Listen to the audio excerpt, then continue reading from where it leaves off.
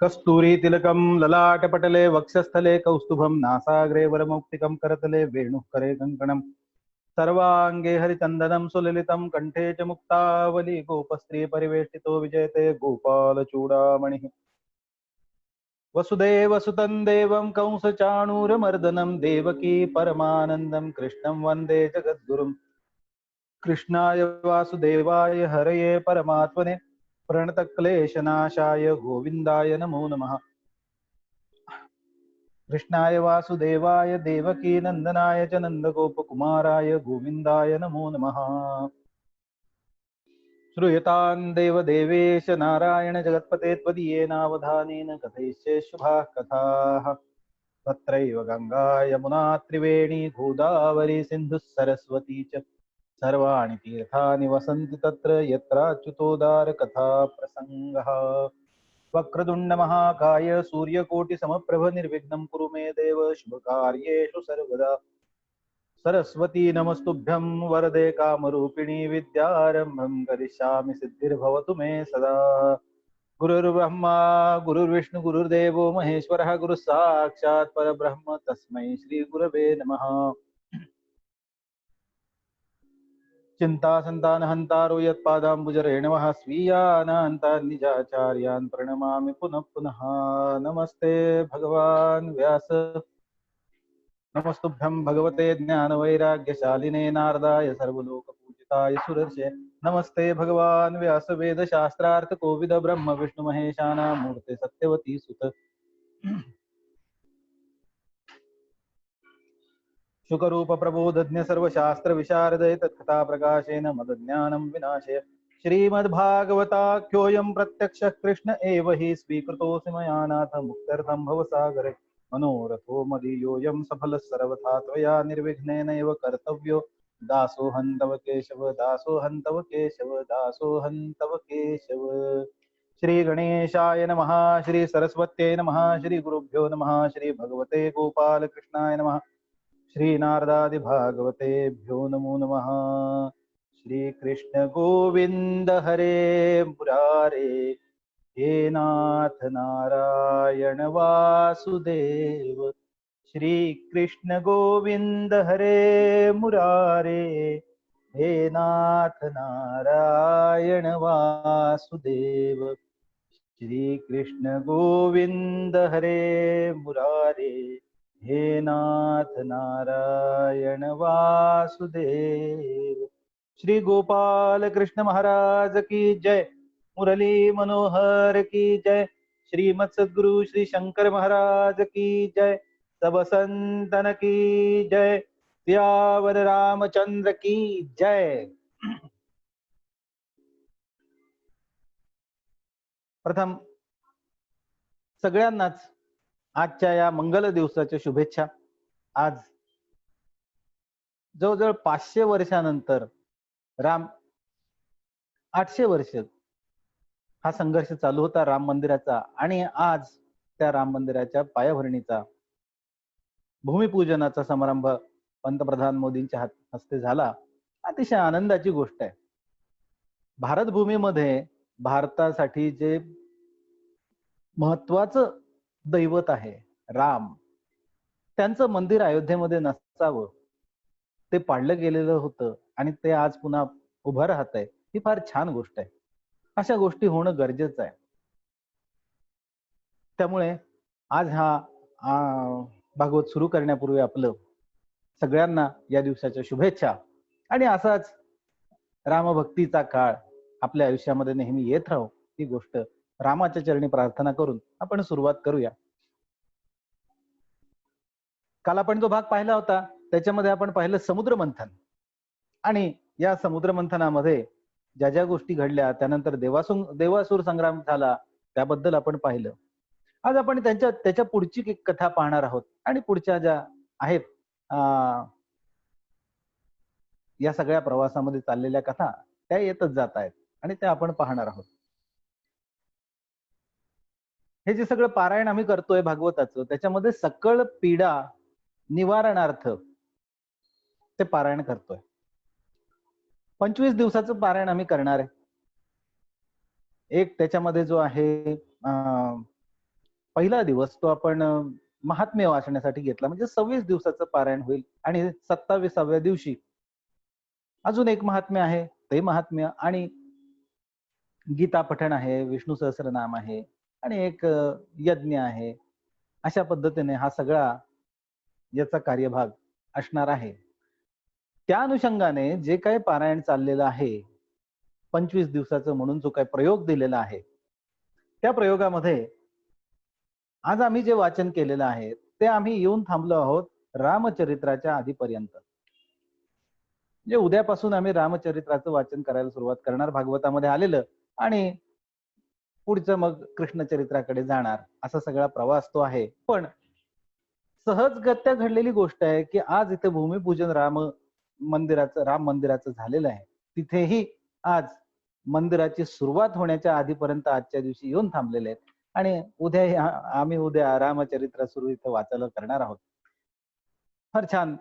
हा पण एक योगायोग असतो, की कशा या घटना घडत असतात आणि कसं कसं घडत असतं, ही फार छान गोष्ट आहे. नेमका तोच मुहूर्त, नेमकी तीच वेळ, बरोबर त्या सगळ्या गोष्टीच्या वेळी आमचं हे पारायण संपलेलं होतं आणि तो प्रसंग सगळा जो काय पूजेचा आहे तो आम्ही पाहिला. ही छान गोष्ट होती. असो, तर आपण जे पाहत आहोत त्याच्यामध्ये अजून एक छान कथा याच्यामध्ये आहे. मोहिनी अवतार जो होता भगवंताने घेतलेला, तो कसा घेतलेला होता, काय काय होतं, किती सौंदर्य भगवंताचं होतं, हे सगळं इथे दाखवलं होतं. आपण काल पाहिलं, की श्लोक त्याचे आपण पाहिले आणि त्याच्या अनुषंगाने जे जे वर्णन केलं होतं तेही पाहिलं. आता याच्यामध्ये एक कथा अशी आलेली आहे भागवतामध्ये, की ज्यावेळी हा मोहिनी अवतार भगवंताने घेतलेला होता त्यावेळी शंकर तिथे नव्हते, महादेव तिथे नव्हते. आणि मग महादेवांना हे कळलं, की भगवंताने मोहिनीचा अवतार घेतला आणि अतिशय सुंदर असा अवतार होता. स्त्री रूप घेतलेलं आहे भगवंताने. आणि मग त्यांना काही चैन पडेना महादेवांना. म्हणाले, आपल्याला पाहायला मिळायला पाहिजे भगवंताचं हे रूप. फार सुंदर आहे असं मी ऐकलं. मग आपल्या पार्वतीला घेऊन आणि आपल्या सगळ्या रुद्रगणांना घेऊन, भूतगणांना घेऊन शंकर कैलास पर्वतावरनं निघाले आणि नंदीवर बसून जिथे भगवान मधुसूदन राहतात, परमेश्वर विष्णू राहतात किंवा वैकुंठाधिपती राहतात, त्या ठिकाणी गेले, त्यांच्या दर्शनाला गेले. तिथे गेल्यानंतर मग भगवंताची स्तुती केली. महादेवांनी केलेली स्तुती आहे आणि त्यामुळे ती स्तुती पण फार सुंदरच असते. अनेक प्रकारे स्तुती केलेली आहे, पण एक छान श्लोक आहे, तो फक्त तुम्हाला वाचून दाखवतो. काही 2-3 श्लोक त्यातले आहेत, कारण ते पाहायचा मोह मला काही सुटत नाही. मोहिनी अवतारच आहे, त्यामुळे असा मोह झाला पाहिजे. आणि या भगवंताच्या श्लोकांचा मोह होणं ही तर छानच गोष्ट असते. ते म्हणतात, की त्वं ब्रह्म पूर्णम अमृतम विगुणम विशोक मानंद मात्रम विकार मनन्न धन्य विश्वस्य हेतु हृदय स्थिती संयमाना मात्मेश्वरश्च तदपेक्षित यानपेक्षा. म्हणा महादेव म्हणाले, देवादिदेवा, आपण अमृत स्वरूप आहात, सर्व प्राकृत गुणांपासून रहित आहात. तुमच्यामध्ये हे प्राकृत गुण नाही, ते आमच्यामध्ये आहेत. शोकाच्या सावलीपासून सुद्धा दूर आहात, तुम्हाला शोक होण्याचा प्रश्नच नसतो. स्वतः परिपूर्ण ब्रह्म आहात. आपण केवळ आनंद स्वरूप आहात, निर्विकार आहात. आपल्यापासून वेगळं असं काही नाहीये, परंतु आपण सर्वांपासून वेगळे आहात. भगवंतापासून वेगळं काही राहत नाही, सगळंच भगवंतामध्ये असतं. पण तरीही सगळ्यांपासून भगवंत मात्र वेगळे असतात, कारण सगळ्यांसारखे ते नसतात. आपण विश्वाची उत्पत्ती करतात, स्थिती करतात आणि प्रलयाचंही परम कारण होता. आपण सर्व जीवांच्या शुभाशुभ कर्माचं फळ देतात. परंतु ही गोष्ट सुद्धा जीवाच्या अपेक्षेनुसारच सांगितली जाते. वास्तविक आपण सर्व अपेक्षा रहित आहात. जीवाला जशी अपेक्षा आहे त्याप्रमाणे तुम्ही फळ देता. ती अपेक्षा जीवाची असते. तुम्ही ते फळ देण्याची पण अपेक्षा करीत नाही, ते देतात, ते आपोआप दिलं जातं, असा भाग आहे. त्यानंतर ते म्हणतात, की त्वाम ब्रह्म केचिदव यंत्युत धर्ममेके एके परम सदसतो पर पुरुषम परेशम अन्ये वयंती नवशक्तियुतम पुरम त्वाम केचिन महापुरुषमव्य मात्मतंत्रम. म्हणतात प्रभू, काही जण आपल्याला ब्रह्म समजतात, तर दुसरे कोणी धर्म म्हणून आपलं वर्णन करतात. प्रत्येक जण वेगवेगळ्या पद्धतीने पाहतो परमेश्वराकडे. कोणी ब्रह्म म्हणून पाहिल, कोणी धर्म म्हणून पाहिल, तर कोणी प्रकृती आणि पुरुष यांच्या पलीकडचे तुम्ही आहात असे परमेश्वर आहात म्हणून पाहिल. तर काही आता इथे बघा, भगवंताच्या 9 शक्तींचं वर्णन केलेलं आहे. त्या 9 शक्तींनी युक्त असं आहेत असं पाहतील. कुठल्या कुठल्या शक्ती आहेत? तर ते म्हणतात की काही जण विमला, उत्कर्षिणी, ज्ञाना, क्रिया, योगा, प्रव्ही, सत्या, ईशाना आणि अनुग्रहा अशा 9 शक्तींनी युक्त परमेश्वर पुरुष आहात अशा पद्धतीने पाहतात. कुठल्या कुठल्या 9 शक्ती सांगितल्या परमेश्वराच्या? त्या बघा किती छान आहे. विमला, त्याच्यामध्ये कुठलाच मळ नाही. विमल ही परमेश्वराची शक्ती. आपल्यामध्ये नेहमी मल असतो, परमेश्वरामध्ये मात्र मळ नसतो. उत्कर्षिणी, नेहमी उत्कर्ष ज्याच्यामुळे होतो ते परमेश्वराचं स्वरूप आहे आणि म्हणून ती शक्ती, उत्कर्षिणी शक्ती परमेश्वरामध्ये असते. ज्ञाना, ज्याच्यामुळे ज्ञान निर्माण होतं किंवा ज्ञान प्राप्त होतं, ती ज्ञानशक्ती. क्रियाशक्ती आहे परमेश्वरामध्ये, म्हणून तर सगळं हे विश्वाचं कार्य घडतं, नाही तर कसं घडेल. योगा शक्ती आहे, ज्याच्यामुळे योग होतो. या शरीराचा आणि जीवाचा योग किंवा जीवाचा आणि परमेश्वराचा योग, अशा पद्धतीने हे सगळे योग घडण्याचं काम परमेश्वरामुळे होत असतं. म्हणून त्याच्याजवळ ही योगा नावाची शक्ती आहे. प्रव्ही शक्ती, सत्याशक्ती, ईशाना शक्ती. ईशाना म्हणजे सर्वांवर सत्ता ज्याची आहे ती शक्ती. आणि अनुग्रहा, सगळ्यांवर अनुग्रह करण्याची शक्ती आहे. अशा 9 शक्तींनी युक्त हे परमेश्वर स्वरूप आहे, परमपुरुष आहे. तर काही जण स्वतंत्र आणि अविनाशी महापुरुष मानतात परमेश्वराला. अशा पद्धतीने परमेश्वराची स्तुती आणि अजूनही बरीच स्तुती केली. त्याच्यानंतर ते म्हणतात की अवतारामया दृष्टा रममाणस्य ते गुणैहि सोहम तद द्रष्टुमिच्छामि यत्ते योषित वपुर्धृतम. ते म्हणतात की आपण गुणांचा स्वीकार करून लीला करण्यासाठी पुष्कळ अवतार घेतलेत, ते मी पाहिले आहेत. पण आता आपण जो स्त्री रूप अवतार घेतला ना, तो मी पाहू इच्छितोय. तो मला दाखवाल का? ते म्हणाले की ज्यांच्याद्वारे तुम्ही, ज्या अवताराद्वारे दैत्यांना मोहित केलं आणि देवतांना अमृत पाजलं, ते रूप पाहण्यासाठी आम्ही इथे आलो आहे. ते पाहण्याची मला फार उत्कंठा आहे. तुम्ही दाखवाल? ज्यावेळी शंकरांनी विष्णूंना अशी प्रार्थना केली, त्यावेळी भगवान विष्णू गूढपणे हसले आणि मग म्हणाले की ज्यावेळी अमृत कलश या दैत्यांच्या हाती गेला, त्यावेळी देवांचं काम करण्यासाठी, दैत्यांचं मन मोहवण्यासाठी, मोहून घेण्यासाठी मी ते स्त्री रूप धारण केलं होतं. महादेवा, आपण ते पाहू इच्छिता म्हणून मी आपल्याला नक्की दाखवेन ते रूप. पण हे जे काही रूप आहे, हे आहे कामी पुरुषांना आवडणारं रूप आणि हे कामभावना उत्तेजित करणारं रूप आहे. त्यामुळे जरा सांभाळून म्हणून ते गूढपणे हसलेले होते. पण महादेवांना फारच इच्छा होती हे रूप पाहण्याची आणि मग महादेव वाट पाहत होते की भगवंत दाखवतील. श्री भगवंतांनी हे सगळं महादेवांना सांगितलं आणि भगवंत तिथून अंतर्धान पावले. महादेव, पार्वती आणि इतर सगळे रुद्रगण तिथेच आता हे रूप केव्हा दिसेल भगवंताचं मोहीन रूप म्हणून इकडे तिकडे पाहत राहिले. आणि इतक्यामध्ये त्यांना एक उपवन दिसलं. त्याच्यामध्ये रंगीबेरंगी फुलं होती, लालसर पालवी आलेले वृक्ष होते आणि त्या उपवनामध्ये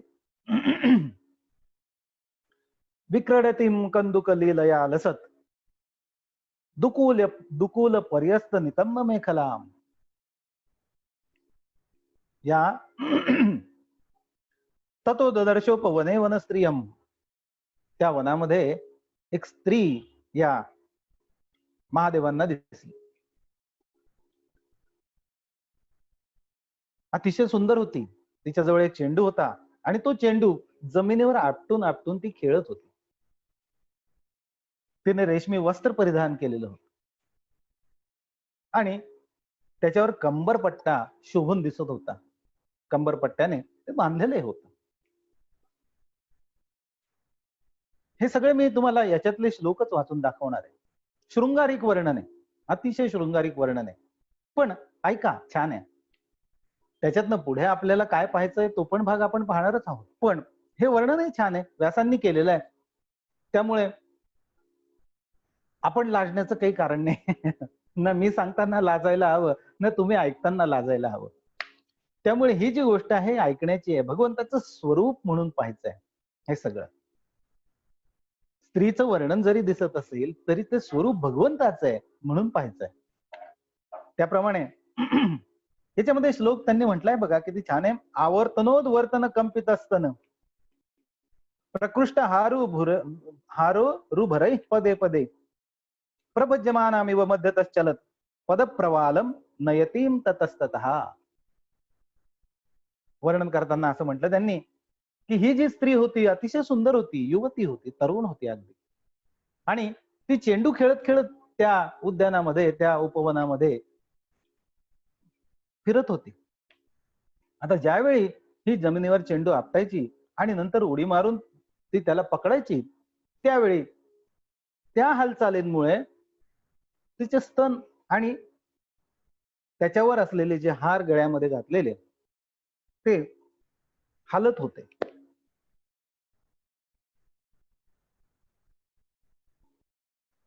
हा जो सगळा भार आहे, हा भार तिच्या अतिशय बारीक अशा म्हणजे सिंह कटीवर तो पडत होता. जणू काय तो भार पडून हिची कटी मोडेल की काय, इतकी ते कोमल आणि सुंदर होती. आपली जी बारीक कंबर आहे ती प्रत्येक पावलागणित ती सांभाळत होती, सावरत होती. आणि आपले जे पालवीसारखे तांबूस कोमल पाय होते, ती सुकुमार पावलं टाकत ती त्या चेंडूशी खेळत इकडे तिकडे जात होती. आता हे वर्णन त्यांनी हे सगळं पाहिलं शंकरांनी, मोहित झाले. शुकमुनी म्हणतात की दीक्षु भ्रमत कंचुक चापलय भृशम प्रोद्विग्न तारायत लोल लोचनम स्वकर्ण विभ्राजित कुंडलोल्लसत कपोल नीलालक मंडितान. हा जो उसळणारा चेंडू जेव्हा इकडे तिकडे पडत होता तेव्हा ती झेप घेऊन तो आडवत होती चपळाईने. आणि तो चेंडू इकडे तिकडे गेला की त्या चेंडूकडे तिचे डोळेही जात होते. कसे डोळे होते? तर आकर्ण डोळे होते, आकर्ण नयन म्हटलं. आणि हे जे तिचे आकर्ण नेत्र होते ते भिरभिरत होते त्या चेंडूमुळे, इकडे तिकडे इकडे तिकडे. अतिशय सुंदर मोहक असे हे डोळे. कानातली जी कुंडल होती त्यांचं तेज तिच्या गालावर झगमगत होत आणि काळेभोर केस त्याच्यावर भुरभुरत होते. त्यामुळे तिचा चेहरा जो होता अतिशय सुंदर दिसत होता, मोहक दिसत होता. असं सगळं खेळत असताना आता भगवंताची लीलाच आणि शंकरांनाची परीक्षाच पाहिजे होती म्हटल्यानंतर मग काय आहे? हे खेळता खेळता काय गंमत झाली? श्लथद्दुकुलम कबरींच विच्युताम सन्नयतीम वाम करेण वल्गुना विनिघ्नती मन्य करेण कंदुकम मोहयन विमोहयंती जगदात्म मायया. म्हणजे ज्यावेळी ते हे सगळं खेळत होते अशा पद्धतीने, त्यावेळी खेळता खेळता अंगावरचं जे वस्त्र आहे कधी ढळत होतं, वेणीमधले केस कधी सुटत होते. आणि मग अशा वेळी ती आपल्या डाव्या हाताने, उजव्या हाताने चेंडू खेळत असल्यामुळे डाव्या हाताने आपले केस सावरत होते किंवा आपला पदर जो काय ढळत असेल तो नीट करत होती. आणि आपल्या उजव्या हाताने जमिनीवर चेंडू आपटून ती खेळत होती. अशा रीतीने सगळ्या जगालाच लीलेने ती भुलवत होती. आता असं सगळं खेळता खेळता किंचित लाजत, मंद हास्य करत, स्मित हास्य करत, तिरप्या नजरेने तिने शंकरांकडे बघितलं. आणि असं तिने पाहिलेलं शंकरांकडे, शंकरांनी ज्यावेळी पाहिलं, त्यावेळी ते स्वतःलाच विसरले. आणि त्या मोहिनीकडे ते निरखून पाहायला लागले. तिच्या कटाक्षांनी इतके बेभान झाले, की त्यांना स्वतःची शुद्ध राहिली नाही, तर स्वतः शेजारी आपली पत्नी पार्वती बसलीये, तिची शुद्ध कुठून राहणार? आणि मग तस्य कराग्रात सतु कंदुको यदा गतो विदूरम तमुद तमु तमनु व्रज स्त्रियाः वास ससूत्रम लघु मारुतो हरत भवस्य देवस्य किलानुपश्यतः. आता हे सगळं ज्यावेळी चाललेलं होतं त्यावेळी परत एकदा मोहिनीच्या हातातून चेंडूने उसळी मारली आणि थोडासा लांब गेला. ती सुद्धा त्याच्या पाठीमागे धावली आणि हे धावत असतानाच गंमत अशी झाली की एक वारा वारा आला अचानक आणि हा वारा तिच्या कपड्यात घुसला. सुवर्ण अतिशय सुंदर अशा रेशमी वस्त्रांमध्ये हा वारा घुसला.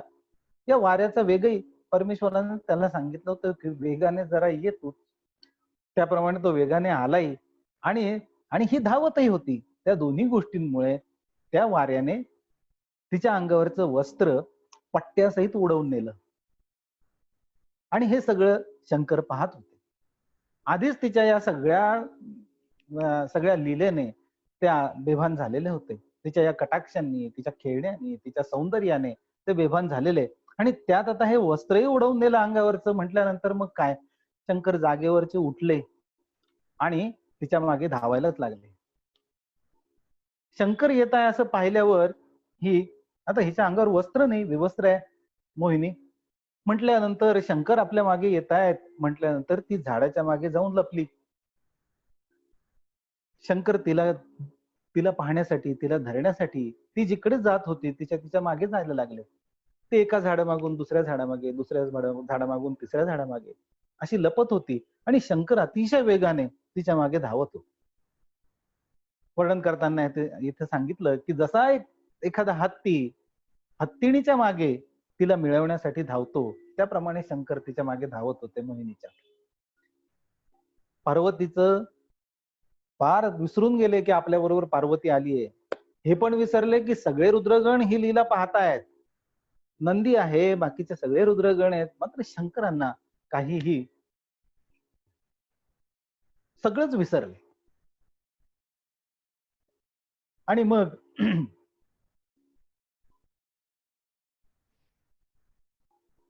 एवं ताम रुचिरापांगी दर्शनीयां मनोरमाम दृष्ट्वा तस्यां मनश्चक्रे विसज्जन्त्यां भव किल. मोहिनीचं अंग प्रत्यंग अतिशय सुंदर होतं, नयन मनोहर होतं. जिथे दृष्टी पडेल तिथे मन गुंतून राहत होतं. मोहिनी सुद्धा आपल्यावर आसक्त आहे असं वाटलं आणि शंकर तिच्याकडे अतिशय आकर्षित झाले. आता या मोहिनीने या शंकरांचा विवेकच हिरवून घेतला. तिच्या हावभावांनी कामातूर झाले आणि तिच्या पाठोपाठ धावायला लागले. आता भगवान शंकरांचं जे मन आहे त्यांच्या अधीन राहिलं नाही, ते कामवश झाले. वेगाने धावून तिने तिचा पाठलाग केला आणि तिची वेणीच पकडली आणि पुढे तिची इच्छा नसतानाही तिला बाहुपाशात पकडलं. जसं हत्तीणीला आलिंगन देतो तसं भगवान शंकरांनी तिला आलिंगन दिलं. आता ही पण विष्णू किंवा भगवान जे आहेत ते ज्यावेळी एखादा अवतार घेतात किंवा एखादं रूप धारण करताना त्यावेळी त्याच्या सगळ्या गुणांसहितच धारण करतात. म्हणजे असं लक्षातच येत नाही की हे परमेश्वराचं रूप आहे. त्यामुळे ही सुद्धा आपण अगदी अबला असल्यासारखं आणि आता हे शंकर येऊन आपल्याला धरतायत, आता इथून सुटायचंय, कसं सुटायचं, मग इकडून कुठून जागा मिळेल का, तिकडून जागा मिळेल का, यांनी तर हातामध्ये आलिंगन दिलेलं आहे, मग हाताच्या खालून कुठून निघता येईल का, इकडून निघता येईल का, असं ती प्रयत्न करते. आता हा निसटण्याचा प्रयत्न करत असताना तिचे जे केस आहेत ते सगळे विस्कटलेले आहेत आणि रूप अधिकच मोहक झालेले. आता ते म्हणतात इथे पुन्हा शुकमुनी सांगतायत की राजा परीक्षित राजाला सांगतायत ना गोष्ट ही सगळी. ते म्हणतात की वास्तविक ती सुंदरी म्हणजे भगवंतांनी रचलेली मायाच होती. म्हणून त्याने शंकरांच्या बाहुपाशातून स्वतःला सोडवून घेतलं आणि ते वेगाने पळून गेली. आता ती पळाली म्हटल्यानंतर शंकर सुद्धा त्या अद्भुत कृत्य करणाऱ्या भगवान विष्णूंच्या मागे मागे शत्रू असणारा जो काम आहे त्याने जिंकल्याप्रमाणे धावू लागले, तिच्या मागे धावायला लागले. कामुक हत्तीच्या मागे जसा मदोन्मत्त हत्ती धावतो तसा ते मोहिनीच्या मागे धावायला लागले. आणि ते धावत असतानाच खर तर अमोघ वीर्य होते आणि तरीही म्हणजे जितेंद्रिय होते, वैराग्य संपन्न होते शिव, तरीही या मोहिनीच्या मागे लागले आणि ती जिथे जात होती तिथे पळायला लागले. अमोघ वीर्य असून सुद्धा या मोहिनीच्या सौंदर्याने इतके मोहित झाले की त्यांचं वीर्य जे आहे त्याचं स्खलन झालं. त्यांचं वीर्य जिथे जिथे पडलं पृथ्वीवर, त्यांनी इथे म्हटलेलं आहे की जिथे ते पडलं त्या त्या ठिकाणी सोने आणि चांदीच्या खाणी तयार झाल्या. आता ही मोहिनी कुठे कुठे पळाली तर नद्या होत्या, सरोवर होती, पर्वत होती, वन होती, उपवन होती आणि जिथे जिथे ऋषी निवास करतात तिथे तिथे मोहिनीच्या मागे शंकर धावत होते. ही मोहिनी तिकडे तिकडे जात होती सगळ्या ठिकाणी आणि हे शंकर सगळ्या ठिकाणी तिच्या मागे फिरत होते. शुकमुनी म्हणतात की परीक्षिता, अशा पद्धतीने या मोहिनीने खर तर या शंकरांचं सगळं जे काय सत्व होतं, वीर्य होतं, ते त्याचं स्खलन करून टाकलं, वीर्यपात झालं. कारण सगळं आपण जितेंद्रिय ते होते पण या मोहिनीच्या रूपाने इतके मोहित झाले की या सगळ्याचा त्यांना विसर पडला होता. आणि मग असं ज्यावेळी घडलं त्यावेळी मात्र शंकरांना लक्षात आलं की अरे हे परमेश्वराने आपल्याला इथे व्यवस्थित फसवलेलं आहे, ठकवलेलं आहे. ही जी मोहिनी आहे हेच तर ते रूप आहे परमेश्वराचं, पण आपण लक्षातच घेतलं नाही ही गोष्ट आणि आपण अगदी वेड्यासारखी हिच्या मागे धावलोय. आणि ज्यावेळी असं त्यांच्या लक्षात आलं त्यावेळी त्यांना मग फार विशेष आश्चर्य वाटलं नाही आणि ते म्हणाले की परमेश्वराचं जे हे रूप आहे अपरिज्ञेयस्य वीर्यस्य न मेने तदुहाद्भुतम अथावगत महात्म्य आत्मनो जगदात्मनः. हे जे परमेश्वराचं रूप आहे याचं कोण पार लावू शकतो, थांग लावू शकतो? इतकं सुंदर, इतकी वेगवेगळी रूप परमेश्वराची आहेत की याचा पार लागणं आपल्यासारख्यांना शक्य नाही. आणि त्यामुळे त्यांना याचं काही वाटलं नाही. भगवंतांनी पाहिलं की या शंकरांना, महादेवांना तर झाल्या सगळ्या गोष्टीमध्ये कुठेही कुठल्याही गोष्टीचा खेद वाटला नाही की लज्जा वाटली नाही. तेव्हा मग भगवान विष्णू पुन्हा आपलं पुरुष रूप धारण करून भगवंतासमोर, महादेवांसमोर प्रकट झाले आणि मोठ्या प्रसन्नतेने त्यांना म्हणाले की महादेवा, माझं जे स्त्री रूप आहे त्या मायेने तुम्ही पूर्णपणे मोहित होऊन सुद्धा आपल्या मूळ रूपामध्ये राहिलात. ही मोठी आनंदाची गोष्ट आहे. मोहित तर पूर्णपणे झालेला होतात, पण ज्या क्षणी लक्षात आलं त्यावेळी तुम्ही मात्र परत आपल्या स्वरूपामध्ये लगेच होतात. ही जी गोष्ट आहे फार छान गोष्ट आहे. आणि त्यामुळे आता मी तुम्हाला सांगतो, खरं तर माझ्या मायेचा काही अंत नाही. ती अशा काही गोष्टी करते की ज्यांनी आपली इंद्रिय जिंकली नाहीत तो तिच्यामध्ये गुंततोच. कोणत्याही प्रकारे तो आपली तिच्यापासून सुटका करून घेऊ शकत नाही. पण याला मात्र महादेवा आपण अपवाद झाला आहात. आणि म्हणून मी आता तुम्हाला सांगतो की कुठल्याही प्रकारे माझी जी ही माया आहे तुम्हाला कधीही त्रास देऊ शकणार नाही. तुम्ही या मायामध्ये यापुढे कधीही अडकू शकणार नाही. असा हा सगळा सुंदर भाग आहे. फार छान वर्णन व्यासांनी केलेलं आहे. आज हे मला म्हणजे आता ज्यावेळी आपण अभ्यास करतो त्यावेळी हे वर्णन मला छान वाटतं. पण पहिल्यांदा ज्यावेळी मी हे वाचलं होतं त्यावेळी मला प्रश्नच पडला होता की व्यासांसारख्यांनी इतकं शृंगारिक वर्णन का केलं? आहे की नाही? खरं तर प्रश्न पडण्यासारखी गोष्ट आहे ही, की एवढं शृंगारिक वर्णन करण्याची गरज आहे. सांगताय तुम्ही भगवंताच्या स्वरूपाविषयी, सांगताय तुम्ही वैराग्याविषयी, सांगताय तुम्ही भक्तीविषयी आणि असं असून सुद्धा वर्णन मात्र इतकं शृंगारिक का? काही गोष्टी आहेत लक्षात घेण्यासारख्या. असं वर्णन व्यासांनी केलं. मला जे वाटतं ते सांगतोय, हे याच्यामधलं नाही सांगत आहे. मला जे वाटलं, मला जो विचार याच्यामधून आला, तो सांगतोय. की बघा, खरं तर परमेश्वरच हा सर्व रूपांनी नटलेला आहे. आपण पाहिलं परमेश्वरापासूनच या विश्वाची उत्पत्ती झालेली आहे. विश्वामधला प्रत्येक घटक हा जणू काय परमेश्वरानेच एक रूप घेतलेलं आहे असा आहे. त्यातलाच एक घटक ही प्रकृती आहे किंवा स्त्री आहे.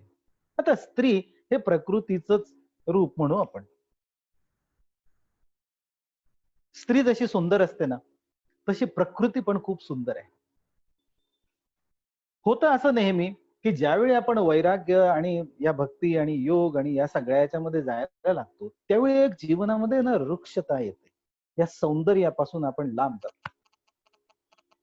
काही काळ ती गोष्ट गरजेची असते. नाही असं नाही. काही वेळेला आपल्याला ती त्या म्हणजे सुरुवातीच्या काळामध्ये ज्यावेळी आपण साधना करतो, त्यावेळी या सगळ्या गोष्टी गरजेच्या असतात. पण साधना ज्यावेळी एका विशिष्ट मर्या विशिष्ट पातळीला येते, ज्यावेळी आपल्याला हे कळायला लागतं ना, की भगवंताचीच ही सगळी रूपं आहेत. त्यावेळी मग या सगळ्या गोष्टींमध्ये आनंद पण यायला लागतो. आनंद वाटायला लागतो. मग आपण त्याच्यामध्ये तात्पुरतं का होईना मोहित व्हावं. हां, कायमस्वरूपी त्याच्यामध्ये अडकू नये ही गोष्ट खरी आहे. पण मोहित व्हायला हरकत नाही कारण हा भगवंतच आहे. आणि भगवंत आहे या विचाराने जर मोहित झालो, तर मात्र काही प्रश्न येत नाही. आणि तीच गोष्ट इथे आहे. जर आपल्याला स्वस्वरूपाची आठवण असून किंवा भगवंताच्या या सगळ्या अवतार प्रक्रियेची माहिती असून, मग आपण मोहित झालेलो असू आणि ते मोहित असताना सुद्धा थोडा काळ आपण समजा विसरलोय ती गोष्ट तरी हरकत नाहीये. पण परत आपल्याला ती आठवण लगेच आल्यावर आपण पुन्हा आपल्या पदाला आलेलो असू, तर मात्र या सगळ्या गोष्टीमध्ये काही अडचण नसते. साधनेचा हा उत्तम एक विशेष टप्पा आहे. पहिल्यांदा जो असतो ना सगळा विरक्ती, विरक्ती, विरक्ती आणि सगळ्यापासून लांब राहण्याचा भाग, आता हा भगवत स्वरूपाशी एकत्रित होण्याचा भाग आहे. आणि म्हणून याचं वर्णन या पद्धतीने केलं गेलं अतिशय सुंदर वर्णन केलं गेलं आहे. आणि दुसरी एक महत्वाची गोष्ट आहे, की अनेक लोक आपण सगळेच या संसारामध्ये अडकलेलो आहोत. प्रथम दर्शनी जो अभ्यासू असतो, तो याच्याकडे अभ्यास म्हणून पाहिल ही गोष्ट ठीक आहे. पण इतर जे आहेत सामान्य विषयासक्त लोक जे असतात, ते मात्र या अभ्यास असेल तर या गोष्टींकडे वळतच नाही. मग त्यांच्यासाठी त्यांना जे आवडतं ते नको का? आणि म्हणून तेच परमेश्वराचं रूप ज्या पद्धतीने लोकांना शृंगारिक कथा आवडतात. आपण पाहतो सिनेमातले पण शृंगार प्रसंग पाहायला फार आवडतं लोकांना. स्वाभाविक आहे. आवडायला हवं. कारण आपल्या आयुष्यामधल्या आनंदाचे क्षण ते असतात आणि त्यामुळे ते आपण पाहावेत. पाहायलाही हरकत नसते. तसाच भाग इथे पण आहे. म्हणून या थोड्याशा शृंगारिक कथा मध्ये-मध्ये शुकाचार्यांनी पेरलेल्या आहेत किंवा व्यासांनी पेरलेल्या आहेत. पण त्या सुद्धा पेरताना महत्वाचा धागा कुठे सुटलेला नाही बघा, की हे सगळं रूप कोणी घेतलं होतं? तर विष्णूने, परमेश्वराने घेतलं होतं, भगवंताने घेतलं होतं. आणि पुन्हा भगवंताने ते रूप सोडूनही दिलं. त्याच्यामध्ये शिव कसे मोहित तात्पुरते झाले, पण कायमस्वरूपी त्याच्यामध्ये मोहित राहिले नाही. ही जी गोष्ट आहे, ही आपल्याला शिकण्यासारखी आहे. असा हा सगळा भाग इथे फार छान आहे. ते म्हणतात, मग आता आपण समुद्र मंथनाचा सगळा प्रसंग जो पाहिला,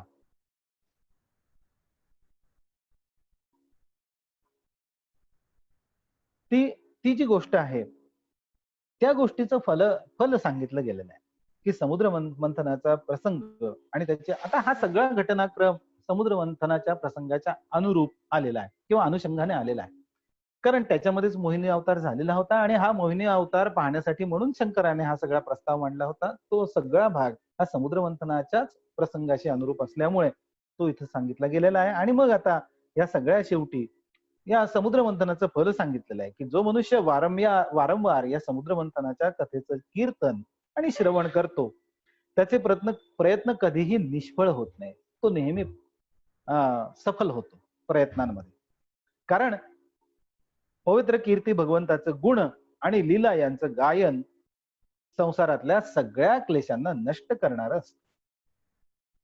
पुढे ते म्हणतात की विषय असद विषय मघ्रीम भावगम्यम प्रपन्ना नमृत ममर वरिया नाशयत सिंधु मध्यम कपट युवती वेशो मोहयन्य सुरारिम स्तमहमुपनृतानाम कामपूरम नतोस्मी.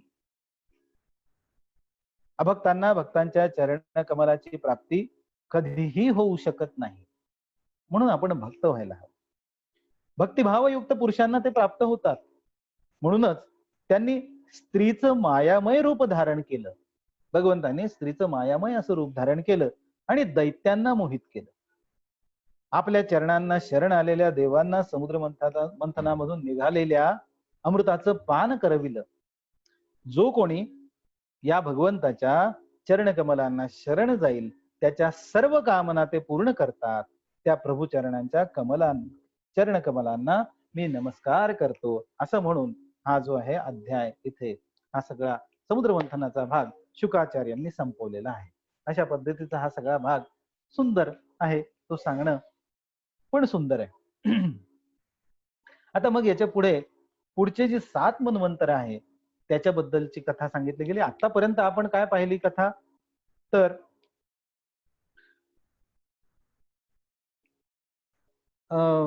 6 मन्वंतरापर्यंत कथा पाहिली. 6व्या मन्वंतरामध्ये हे समुद्र मंथन झालेलं. आता याच्या पुढची मन्वंतर आगामी मन्वंतर जे आहेत त्याची कथा सांगितली गेली आणि त्याच्यानंतर एक कथा परत येणार आहे ती म्हणजे मत्स्य अवताराची कथा. तर ती पण आपण पाहणार आहोत. 7 मन्वंतर जे पुढचे त्याच्याबद्दल सांगताना ते म्हणतायत की विवस्वानाचा जो पुत्र आहे श्राद्धदेव हा सध्याच्या मन्वंतराचा मनु आहे. म्हणजे आता आपण ज्या मन्वंतर आहोत ते वैवस्वत मन्वंतर आहे. वैवस्वत मनुचे इक्ष्वाकू नभग धृष्ट शर्याती नरिष्यंत नाभाग दिष्ट करुष वृषध्र आणि वसुमान असे 10 पुत्र झाले. याचं पुढे चरित्र आपण पाहणार आहोत. या सगळ्यांचं याच्यापैकी काहींचं तर नक्कीच पाहणार आहोत. या मन्वंतरामध्ये आदित्य वसु रुद्र विश्वेदेव मरुदगण अश्विनी कुमार आणि ऋभू हे देवांचे गण असून पुरंदर हा त्यांचा इंद्र आहे. कश्यप अत्रि वसिष्ठ विश्वामित्र गौतम जमदग्नी आणि भरद्वाज हे सप्तर्षी आहेत. या युगामध्ये कोण कोण सप्तर्षी आहेत तर बघा कश्यप अत्रि वसिष्ठ विश्वामित्र गौतम जमदग्नी आणि भरद्वाज हे सप्तर्षी आहेत. हे ध्रुवभोवती प्रदक्षिणा करताना आपण पाहतो. अशा प्रकारे या आगामी मन्वंतराबद्दल सांगितले थोडक्यात. याच्यानंतर पुढे इतर मन्वंतर आहेत. 8वं मन्वंतर जे आहे त्याच्यामध्ये सावर्णी नावाचा मनु होणार आहे. निर्मोक विरजस्क हे त्याचे मुलं असतील. त्यावेळी सुतपा विरजा आणि अमृतप्रद नावाचे देवगण असतील. विरोचनाचा पुत्र हा देवतांचा इंद्र होईल पुढच्या मन्वंतरामध्ये बरं का. आता त्याची कथा आपण पाहणार आहोत. पण बली हा पुढच्या मन्वंतरामधला इंद्र असणार आहे. आता ही सगळी गोष्ट सांगितली त्यानंतर मग पुढच्या याच्यामध्ये आता बलीच्या बद्दल आपल्याला माहिती आहे की 3 पावलं भूमी मागणाऱ्या वामनांना याने त्रैलोक्य दिलं. ज्या बलीला भगवंतांनी बांधलं होतं त्यालाच नंतर प्रसन्न होऊन त्यासाठी स्वर्गापेक्षाही श्रेष्ठ अशा सुतल लोकाचं राज्य दिलं. यावेळी तोच इंद्राप्रमाणे तिथे आहे आणि पुढच्या संवत्सरामध्ये तो इंद्रही होणार आहे असा सगळा भाग इथे सांगितला. मन्वंतरामध्ये तो इंद्र होणार आहे. या मन्वंतरामध्ये गालव दीप्तिमान परशुराम अश्वत्थामा कृपाचार्य ऋष्यशृंग आणि शुकदेवांचे वडील भगवान व्यास हे 8व्या मन्वंतरामध्ये सप्तर्षी होतील. कृपाचार्य कोणीतरी प्रश्न मध्ये विचारला होता मला आता लक्षात नाही. कृपाचार्य हे चिरंजीव का आहेत म्हणून तर ते पुढच्या मन्वंतराचे सप्तर्षी आहेत म्हणून ते चिरंजीव. देवगुह्याची पत्नी सरस्वती पासून सार्वभौम नावाचा भगवंताचा अवतार होईल पुढच्या मन्वंतरामध्ये, बरं का. आणि हेच प्रभू पुरंदर इंद्रापासून स्वर्गाचं राज्य काढून बलीला देतील असं सांगितलेलं आहे. त्याच्यानंतर वरुणाचा पुत्र दक्ष सावर्णी हा 9वा मनू होईल. भूतकेतू, दीप्तकेतू हे त्यांची मुलं असतील. पार, मरीची, गर्भ इत्यादी देवांचे गण होतील आणि अद्भुत नावाचा इंद्र असेल. त्या मन्वंतरामध्ये द्युतिमान इत्यादी सप्तर्षी होतील असं सांगितलंय. आयुष्मानाची पत्नी अंबुधारेपासून ऋषभाच्या रूपाने भगवंताचा अवतार होईल. अद्भुत नावाचा इंद्र त्यांनीच दिलेल्या त्रैलोक्याचा उपभोग घेईल. त्याच्यानंतरचा 10वा मनू सांगितला आहे की उपश्लोकचा पुत्र ब्रह्मसावर्णी हा 10वा मनू असणार आहे. त्याच्या ठिकाणी सगळे सद्गुण असतील. भुरेशेण इत्यादी त्याचे पुत्र होतील आणि हविष्मान, सुकृती, सत्य, जय, मूर्ती इत्यादी सप्तर्षी होतील. सुवासन, विरुद्ध इत्यादी देवांचे गण होतील आणि शंभू इंद्र होईल. विश्वसृजाची पत्नी विशुची पासून भगवान विश्वक्सेनाच्या रूपाने अंशावतार ग्रहण करून शंभू नावाच्या इंद्राशी मैत्री करतील असा भाग इथे सांगितला. त्याच्यानंतर पुढच्या याच्यामध्ये 11वं जे मन्वंतर आहे, 14 मन्वंतर असतात त्यापैकी आता 11वं मन्वंतर जे आहे ते अत्यंत संयमी असे धर्मसावर्णी नावाचे मनू हे 11व्या मन्वंतराचे असतील. सत्य, धर्म असे त्यांचे 10 पुत्र असतील.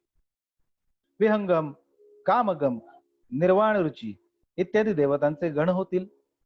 अरुण इत्यादी सप्तर्षी होतील आणि वैधृत नावाचा इंद्र होईल. आर्यकाची पत्नी वैधृतेपासून धर्मसेतूच्या रूपाने भगवंत अंशावतार ग्रहण करतील आणि त्याच रूपाने ते त्रैलोक्याचं रक्षणही करतील. 12वा मनू असेल तो रुद्रसावर्णी. देववान, उपदेव, देवश्रेष्ठ हे त्याचे पुत्र असतील. या मन्वंतरामध्ये ऋतधामा नावाचा इंद्र होईल आणि हरित इत्यादी देवगण, तपोमूर्ती, तपस्वी, आग्निध्रक इत्यादी सप्तर्षी होतील. सत्य सहाची पत्नी सुंद्रतेपासून स्वधामाच्या रूपाने भगवंताचा अंशावतार होईल आणि त्याच रूपात भगवान त्या मन्वंतराचं पालनही करतील. 13वा मनू हा देवसावर्णी नावाचा जितेंद्रिय मनू असेल.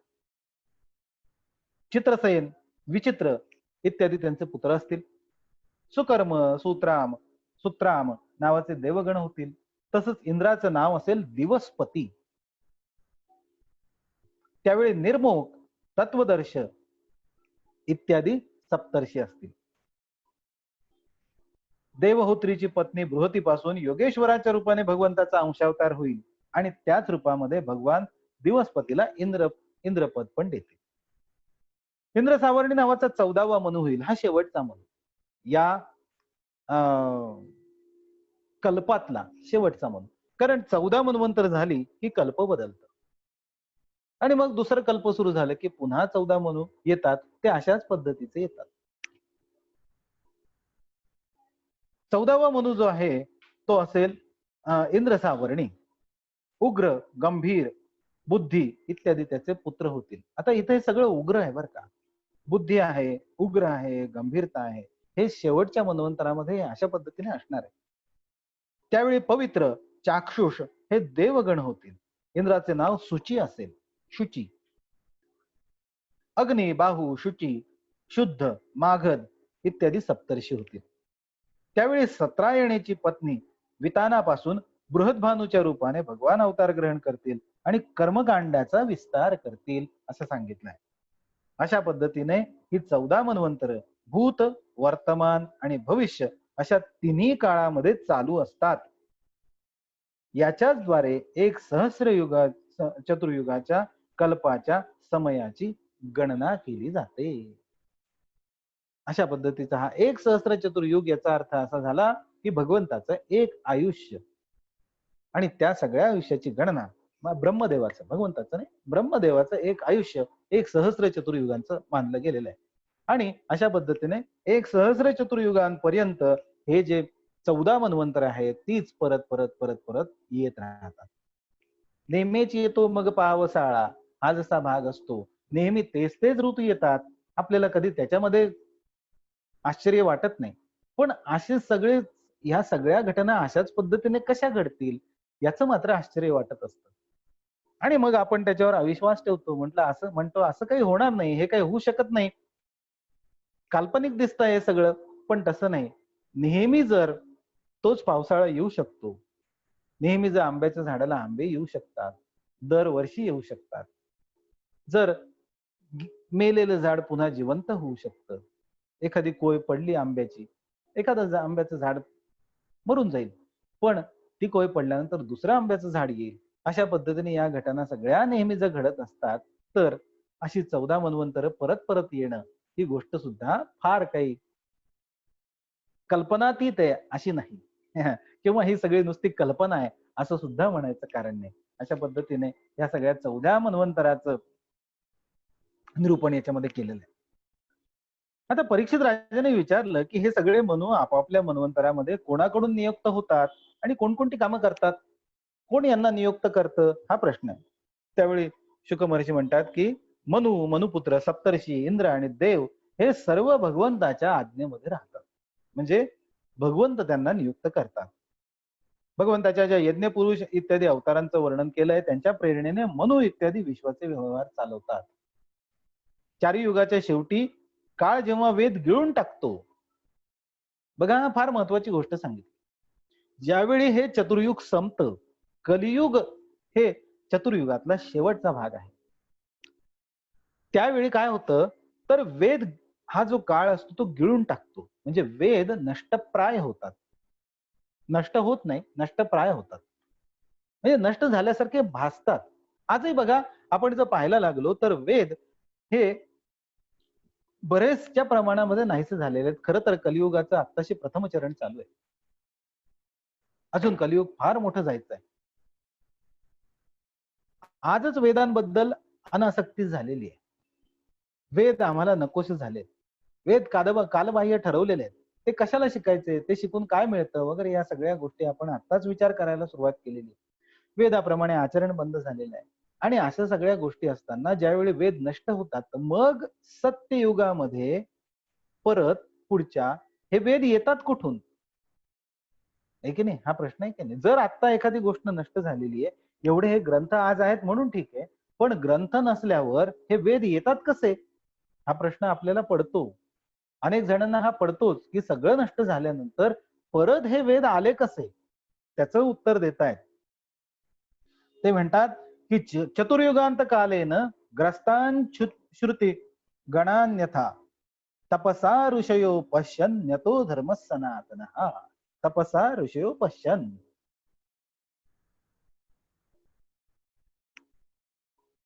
हा जो सनातन धर्म आहे तो कोणी पाहिला त्यावेळी ज्यावेळी हे सगळे वेद काळाने ग्रासून टाकलेत त्यावेळी गिळून टाकलेत त्यावेळी तर हे जे ऋषी आहे आपल्या तपश्चर्येने पुन्हा त्यांचा साक्षात्कार करून घेतात आणि त्याच्यामुळेच हा सनातन धर्म जो आहे त्याचं रक्षण होत राहतं. त्यामुळे वेद कोणीही नष्ट कितीही केले तरी ते नष्ट होत नाही कारण भगवंत आहेत आणि भगवंत आहेत म्हटल्यानंतर वेदही आहेत. काळानुरूप कमी जास्त होणार पण वेद जाऊ शकत नाही कारण वेद काय आहे मुळात एक लक्षात ठेवा की वेद हे या सृष्टीचं मॅन्युअल आहे.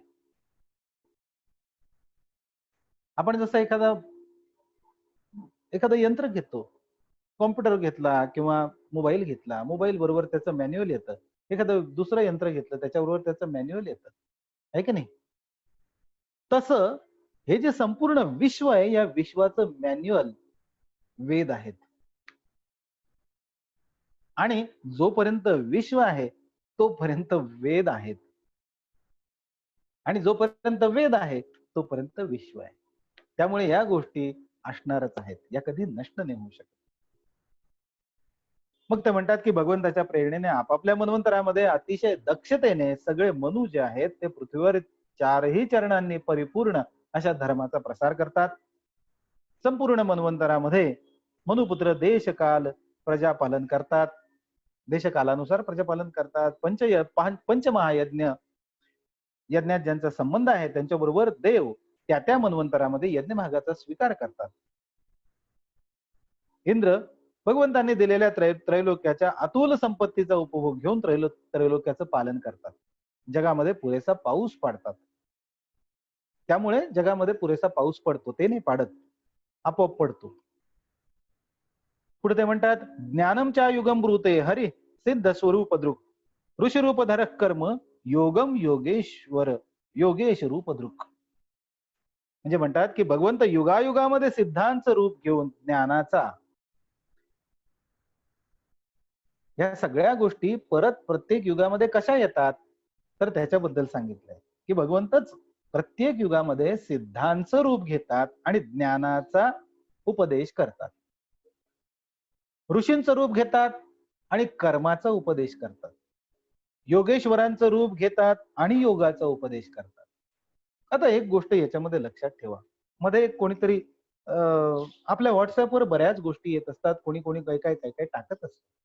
त्याच्यामध्ये काही जणांनी, एकाचं मी पाहिलं होतं मध्ये, एकाने ऋषी आणि मुनी, महर्षी, ब्रह्मर्षी, राजर्षी आणि मुनी या सगळ्यांवर काहीतरी एक चिंतन टाकलेलं होतं. आणि हे चिंतन टाकताना त्यांनी एक गोष्ट त्याच्यामध्ये अशी लिहिली होती की ऋषींच्या आधीचा पाया म्हणजे मुनी आहे. मुनींपेक्षा ऋषी श्रेष्ठ आहे, ऋषींपेक्षा राजर्षी श्रेष्ठ आहे, राजर्षींपेक्षा देवर्षींपेक्षा महर्षी वगैरे अशा पद्धतीने त्यांनी त्याचं सगळं वर्णन केलेलं होतं. पण मुळामध्ये एक गोष्ट लक्षात घ्या, या सगळ्या आपण भागवताचं चिंतन आतापर्यंत जे पाहिलं आहे ते, किंवा उपनिषदांचं चिंतन आपण जर पाहिलं तर ते, या सगळ्यामध्ये सांगितलं गेलंय की कर्म हे जे आहे ते जन्म मरणासाठी कारण आहे. आपण नेहमी जे कर्म करत राहतो या कर्मामुळे आपण जन्म मरणाच्या बंधनामध्ये पडलेलो आहे. म्हणजे कर्म हे बंधनासाठी कारण आहे, कर्म हे मुक्तीसाठी कारण नाही. आणि म्हणून वस्तुसिद्धीर विचारेण न किंचित कर्म कोटीभी, किंचित सुद्धा कोटी कर्मांनी आपल्याला मुक्तीचा उपाय सापडत नाही. मग विचार करा की ऋषीरूप घेऊन कर्माचा ते उपदेश करतात, असं जर असेल तर ऋषी हे वरच्या पातळीला येतात का खालच्या पातळीला येतात? मनुष्य जो आहे सामान्यतः दुर्बुद्धीने कर्म करतो, अज्ञानाने कर्म करतो, त्यामुळे तर त्याची अधोगतीच होते. पण सत्कर्म करून आपल्याला पुढे जाता येतं हे दाखवतात ऋषी. त्यामुळे हे पहिली पातळी आहे. त्यानंतर मग पुढे देवर्षी येतील, राजर्षी येतील वगैरे वगैरे, राजर्षी येतील, देवर्षी येतील, महर्षी येतील. मग हे महान ऋषी आहे. मग या कर्माचा संबंध पुन्हा ज्ञानाशी किंवा परमात्म्याशी कसा येऊ शकतो त्याबद्दल ते सांगतात. पण तिथे ते मग हळूहळू उपदेश करायला लागतात की नाही, नुसत्या कर्मामध्ये अडकू नका, कर्म करा, सचोटीने करा, पण नुसत्या कर्मामध्ये अडकून चालणार. पण सिद्ध मात्र सांगायला लागतात की नाही नाही, कर्म करून काही भागणार नाही, त्यामुळे तुम्ही कर्मामध्ये अडकूच नका, तुम्ही परमेश्वराचं ज्ञान मिळवण्याचा प्रयत्न करा, परमेश्वराला समजून घेण्याचा प्रयत्न करा, आणि हे समजता समजता म्हणजे त्याचा विवेक करण्याचा प्रयत्न करा. वस्तुसिद्धीर विचारेण, विचार म्हणजे विवेक, ते करा आणि मग तुम्हाला प्राप्ती होऊ शकेल. पुढे योगेश्वराच्या रूपाने ते योगाचा उपदेश करता असं म्हटलं. हे योगेश्वर मात्र अजून वरचे आहेत, कारण जे ज्ञानाच्या साह्याने सांगितलं गेलंय, जे कर्मामधून मिळत नाहीये त्याचा अनुभव योगातनं येत असतो. म्हणून भक्ती योग होतो, म्हणून ज्ञान योग होतो, म्हणून कर्मयोग होतो, अष्टांग योग होतो. ज्यावेळी तो योग होतो त्यावेळी परमेश्वराशी संबंधित असतो. तोपर्यंत मात्र परमेश्वराशी त्या सगळ्या घटनांचा फार संबंध येत नाही. म्हणून योगेश्वर ही पदवी अजून उच्च आहे, आणि याच्यावरती असतात की हे सगळं होऊ नये ही परमेश्वराची लीला आहे.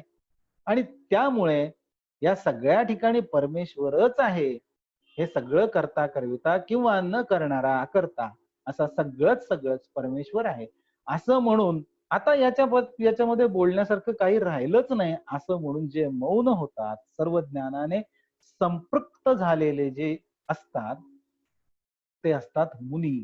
हे सर्वात वरचे असतात. भागवताचा अभ्यास मला जो समजला आहे त्याच्यातनं मी हे तुम्हाला सांगू शकतो. त्यामुळे इतर कोणी या बाबतीत काही बोललं असेल तर पहिल्यांदा तुम्ही अभ्यास करा आणि समजून घेऊन मग त्याचा विचार करा.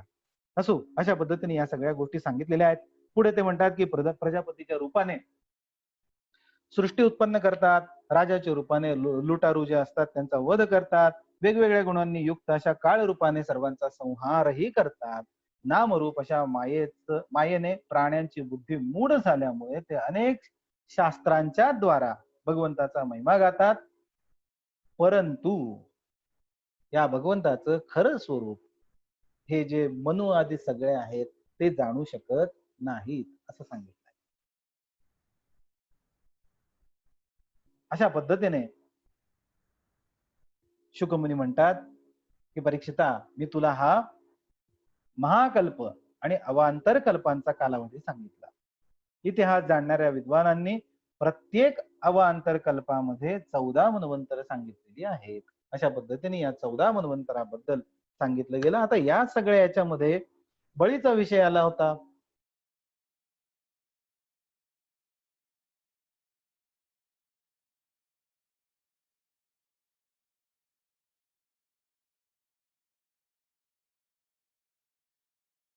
आमचं आवाजही बंद झाला. आता या सगळ्याच्या मध्ये आपण पुढचं जे आहे भाग तो आहे वामन अवताराचा. हा आपण थोडक्यामध्ये पाहूया. वामन अवतार कसा भगवंताने घेतलेला होता आणि याच्यामध्ये बळीला पाताळामध्ये कसं धाडलेलं आहे, हा सगळा भाग आपण पाहणार आहोत.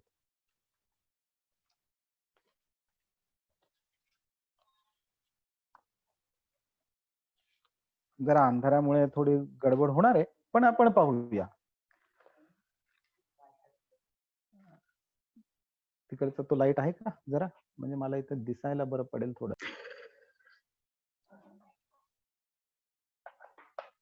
हा, रेकॉर्डिंग सुरू झालेला आहे. चला, अशा पद्धतीने आपण देवासुर संग्राम हा पाहिला होता. देवासुर संग्रामामध्ये इंद्राने बलीला पराजित केलेलं होतं. आपण ही गोष्ट पाहिली.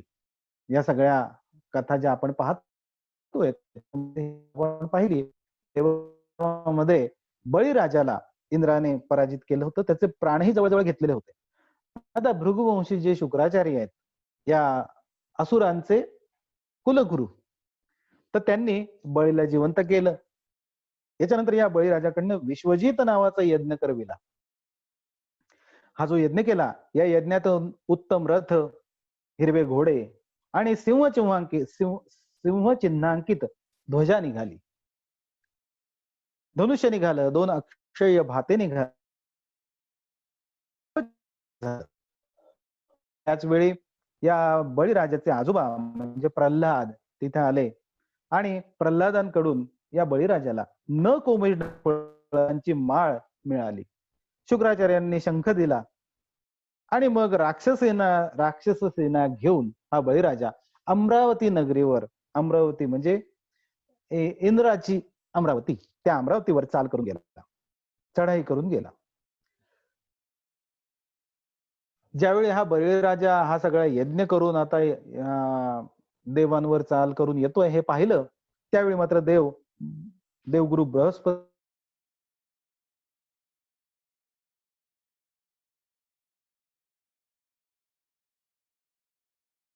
अमृत असेल तरीही त्यांच्या सामर्थ्यापुढे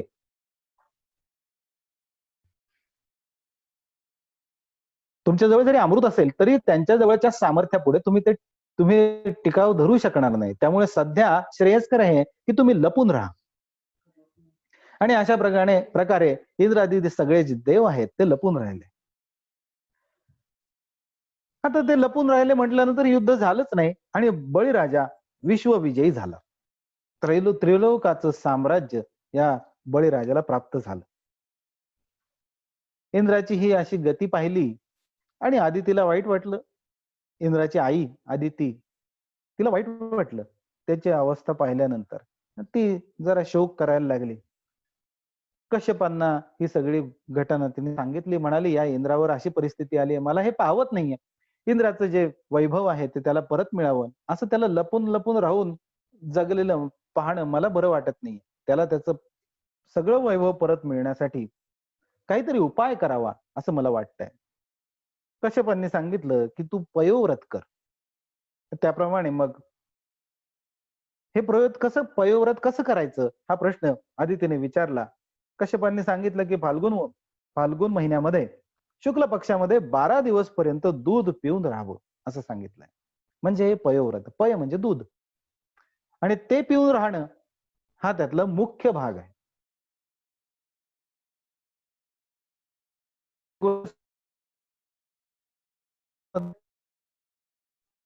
म्हटल्यावर अमावास्येपासून हे सुरू होणार आणि पौर्णिमेपर्यंत चालणार. मग अमावास्येच्या दिवशी त्यांनी फार खास ही गोष्ट सांगितलेली, की जर मिळाली तर डुकराने उकरले सांगितलेलं. मग हे जे प्रयोग ते संतुष्ट करणार आहे आणि म्हणून ते सर्व यज्ञ किंवा सर्व व्रत असंही म्हणून संबोधलं गेलेलं आहे.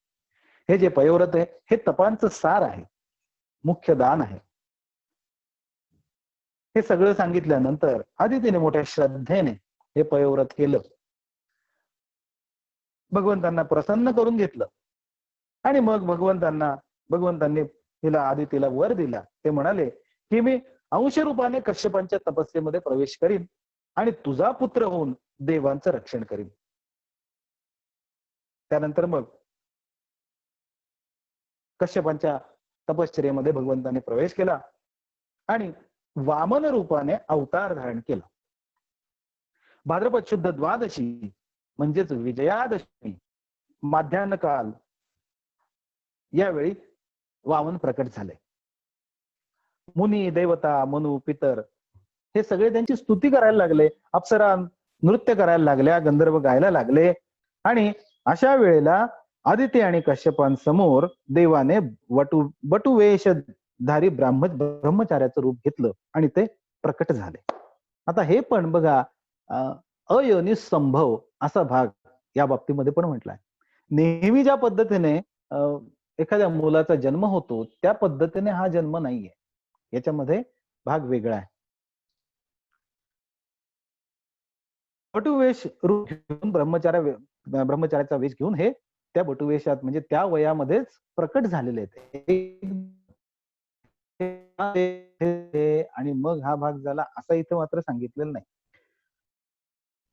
आता बटुवेशधारी कुमार वयामध्येच ते आले म्हटल्यानंतर त्यांचं जात कर्मादी संस्कार झालं, उपनयन झालं आणि उपनयन संस्कार पण करायची वेळ लगेचच होती. त्याप्रमाणे उपनयन संस्काराच्या वेळी स्वतः सूर्याने यांना गायत्री मंत्र दिलेला आहे. बघा किती छान गोष्ट सांगितली आहे. बृहस्पतींनी यज्ञोपवीत दिलंय, कश्यपांनी मेखला दिली, पृथ्वीने कृष्णाजीनं दिलं, चंद्राने दंड दिला, आदितीने कौपीन दिलं आणि कटिवस्त्र दिलं, आकाशाने छत्र दिलंय, ब्रह्मदेवाने कमंडलू दिला, सप्तर्षींनी कुश आणि सरस्वतीने रुद्राक्ष माळा दिली. उपनयन संस्कार अशा पद्धतीने झाला आणि हा उपनयन संस्कार झाल्यानंतर भिक्षा मागायची असते. मग भिक्षा मागण्यासाठी कुबेराने भिक्षापात्र दिलेलं आहे. आता हे कुबेराने दिलेलं भिक्षापात्र घेऊन वामन जे आहे ते नर्मदा नदीच्या उत्तर तीरावर भृगकच्छ नावाच्या सुंदर ठिकाणी भृगवंशी ऋत्विज बलीच्या श्रेष्ठ अशा यज्ञाचं अनुष्ठान करत होते त्या ठिकाणी गेले. तिथे बलीचा हा यज्ञाचं अनुष्ठान चाललेलं असताना वामन येताना त्यांनी पाहिलं. या वामनांचं त्यांनी आदरातिथ्य केलं, स्वागत केलं, त्यांना उच्चासनावर बसवलं, त्यांचे पाय धुतले आणि म्हणाले, ब्राह्मण बटू तुम्ही इथे आलेला आहात, काही दानाच्या इच्छेने झालेला असाल तर तुम्हाला पाहावं ते दान मी द्यायला तयार. हा जो बटू होता तो म्हणाला, मला काय करायचं, आम्ही ब्रह्मचारी, आम्हाला दानाची काही तशी आवश्यकता नाही, पण भिक्षा मागायची आहे. उपनयन संस्कार माझा झालेला आहे आणि भिक्षा घेण्यासाठी मी तुझ्याकडे आलोय. तू जे देऊ शकशील ते दे. म्हणे तुला पाहिजे ते माग. तुझं हे रूप पाहून तुझं तुझं हे सगळं पाहिल्यानंतर मला असं वाटतंय, की तुला जे हवं ते मी द्यावं आणि तू म्हणशील तर मी तुला त्रैलोक्याचं राज्यही देऊन टाकतो. तू काय मागायचं ते माग. माझ्याजवळ सगळं आहे. बळीराजाला अहंकार होताच. त्याप्रमाणे त्याने ही सगळी गोष्ट सांगितलेली होती. वामन म्हणाले, की "बळीराजा एवढं सगळं काही नको मला. मी आहेच किती एवढासा." म्हणाले, "मला फक्त त्रिपाद भूमी दे. 3 पावलं भूमी मला पाहिजे." आता बळी हसला, म्हणाला, "बाळा तू वयाने जेवढा लहान आहेस, उंचीने जेवढा लहान आहेस, तेवढी तुझी बुद्धी सुद्धा लहान आहे. माझ्याकडे खरं तर तुला खूप गोष्टी मिळण्यासारख्या होत्या, पण तू हे अगदी क्षुल्लक असं दान मला मागितलंय. तू जर म्हणाला असता, की त्रिलोकाचं राज्य दे, तर मी ते सुद्धा दिलं असतं. पण तू अतिशय क्षुल्लक अशी गोष्ट मागितली. बली दान द्यायला तयार झाला. पण शुक्राचार्यांनी आपल्या ज्ञान नेत्रांनी या वामनाचं खरं रूप पाहिलेलं होतं आणि शुक्राचार्य बलीला म्हणाले, की "बली, कुठलंही दान देताना विचार करून द्यावं. समोरचा कोण आहे मागणारा ते नीट समजून घेऊन द्यावं.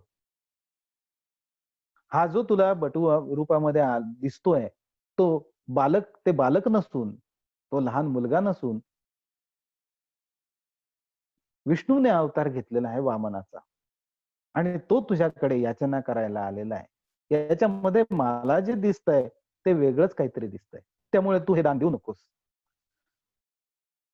बली म्हणाला, की "असं असेल तर अजूनच चांगलं आहे, की माझं श्रेष्ठत्व एवढं आहे, की माझ्याकडे स्वतः विष्णू या जगताचा पालन करता तो येऊन दान मागतोय, याचना करतोय. काय चांगलं असू शकतं आणि मी त्याला विनमुख जाऊ देणार नाही. त्यामुळे मी बलीने दानाचा संकल्प केला आणि हातावर पाणी घेऊन हा दानाचा संकल्प करून, "हे दान मी त्रिपाद भुवी मी दान देतो तुला," असं म्हणून पाणी सोडलं आणि पाणी सोडल्यानंतर मात्र या वामनाने विराट रूप घेतलं. क्षणार्धात हा जो वामन आहे, तो इतका विराट झाला, इतका विराट झाला, की पृथ्वी, आकाश, दिशा, स्वर्ग, पाताळ सर्व त्या रूपामध्ये सामावून गेलं. वामनाने पहिल्याच पावलामध्ये बलीची सर्व पृथ्वी व्यापली. ज्या पृथ्वीचं साम्राज्य बलीकडे होतं, ते सगळं एका पावलात वामनाने व्यापलं. दुसऱ्या पावलाने स्वर्ग व्यापला. ते पाऊल वर-वर जात असताना महरलोक, जनलोक, तपोलोक, सत्यलोकामध्ये जाऊन पोहोचलं. आता ज्यावेळी हा विराट पराक्रम चाललेला होता वामनाचा, वामनाने पृथ्वी सगळी व्यापली. वामनाने स्वर्गही व्यापून टाकला. पाताळाचा संबंधच नव्हता. असं सगळं झाल्यानंतर या सगळ्या पराक्रमाने अतिशय आनंदित होऊन वृक्षराज जांबवान मनोवेगाने धावत गेला आणि ढोल वाजवून भगवंताच्या विजयोत्सवाची त्याने घोषणा केली त्यावेळी. हा जांबवान इतका जुना आहे. आता हे सगळं घडल्यानंतर मग दैत्य क्रोधित झाले, आक्रमण करायला निघाले. त्यांना पराभूत केलं. बलीने हे जे युद्ध आहे ते थांबवलं.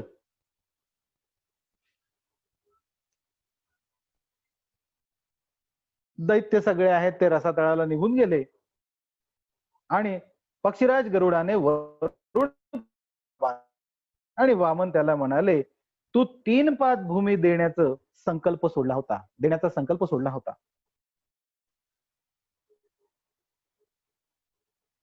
तू तो पूर्ण केला नाही. त्यामुळे आता तुला नरकात जावं लागेल." आता बली धैर्याने त्यावेळी म्हणाला पुन्हा, "त्याला मी काही खोटं बोललेलो नाही. माझी प्रतिज्ञा मी खरी करीन. तिसरं पाऊल माझ्या डोक्यावर ठेवा." हा अहंकार त्याही वेळी होता आणि त्यावेळी भक्त प्रल्हाद तिथे आले, भगवंताची पूजा केली, स्तुती केली.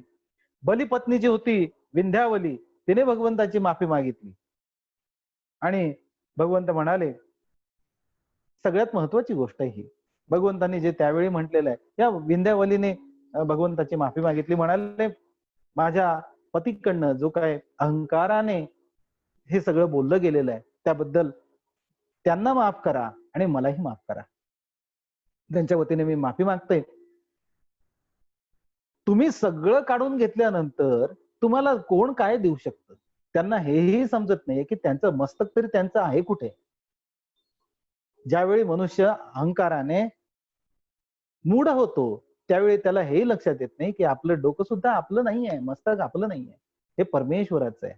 आणि त्याच्यावर हा बली म्हणतोय की तुम्ही माझ्या मस्तकावर पाय ठेवा, मी तिसरं माझी प्रतिज्ञा पूर्ण करतो. वंद्यावलीने अशा पद्धतीने माफी मागितल्यानंतर भगवान म्हणाले, प्रल्हादाला उद्देशून म्हणाले, प्रल्हादाने पाहिलं भगवंताकडे की तुम्ही सगळं या बळीचं, माझ्या नातवाचं सगळं राज्य तुम्ही काढून घेतलेलं आहे. त्यांना सांगण्यासाठी पण म्हणाले, की म्हणाले, मी ज्यांच्यावर कृपा करतो. फार महत्वाची गोष्ट सांगितली बरं का, ही लक्षात ठेवायची आहे. आपण सगळ्यांनी लक्षात ठेवण्याची गोष्ट आहे. भगवंत म्हणतात, मी ज्याच्यावर कृपा करतो त्याचं धन मी हिरावून घेतो. भगवंताची कृपा असली तर आपलं धन हिरावलं जातं, ही गोष्ट लक्षात ठेवा. आपल्याला दारिद्र्याची वेळ आली तर समजायचं की आपल्यावर भगवंताची कृपा आहे, म्हणून आपल्यावर दारिद्र्य आलेलं आहे. जर आपल्याला भरपूर पैसे मिळत असतील आणि आपलं मन याच्यामधून भगवंताच्या चरित्रांमध्ये रमत नसेल, तिथून उडायला लागलेलं असेल, तर लक्षात ठेवा की भगवंताची आपल्यावर अवकृपा झालेली आहे. आता आपल्याला पतनच आपल्या समोर आहे. पण त्यावेळी हे समजण्याची बुद्धी राहत नाही, ही गोष्ट सोडून द्या. पण ज्यावेळी आपल्याकडे दारिद्र्य येतं त्यावेळी ही बुद्धी असते आणि म्हणून त्यावेळी विचार केला पाहिजे की आपल्यावर जर ही वेळ आलेली आहे तर ह्याचं कारण आहे की भगवंताची आपल्यावर कृपा आहे. कारण धनामुळे मदोन्मत्त होऊन मनुष्य माझा आणि लोकांचा तिरस्कार करायला लागतो. जर मला कृपा करायची असेल तर मी काय करतो, हे जे तिरस्कार ज्याच्यामुळे निर्माण होतो, ते जे धन आहे तेच काढून घेतो. मग माणसाला जाणीव होते की नाही, आपली पातळी काय आहे. कुलीनता, कर्म, विद्या, ऐश्वर्य, धन या कारणांनी गर्व झाला नाही तर त्याच्यावर माझी मोठी कृपा आहे असं समजावं. जर आपण योग्य चांगल्या कुळामध्ये जन्मालेलो आहोत, आपण चांगलं कर्म करतो आहोत, आपल्याकडे भरपूर विद्या आहे, ऐश्वर्य आहे, धन आहे आणि या सगळ्या गोष्टी असूनही जर आपल्यामध्ये गर्व नसेल तर भगवंताची फार मोठी कृपा आपल्यावर आहे असं आपण समजलं पाहिजे. आवाज ब्रेक होतोय, पण बाकीच्यांनाही होतोय का आवाज ब्रेक? बाकीच्यांकडे होत असेल तर मला कळवा, याच्यावर आवाज नीट येतोय का ते?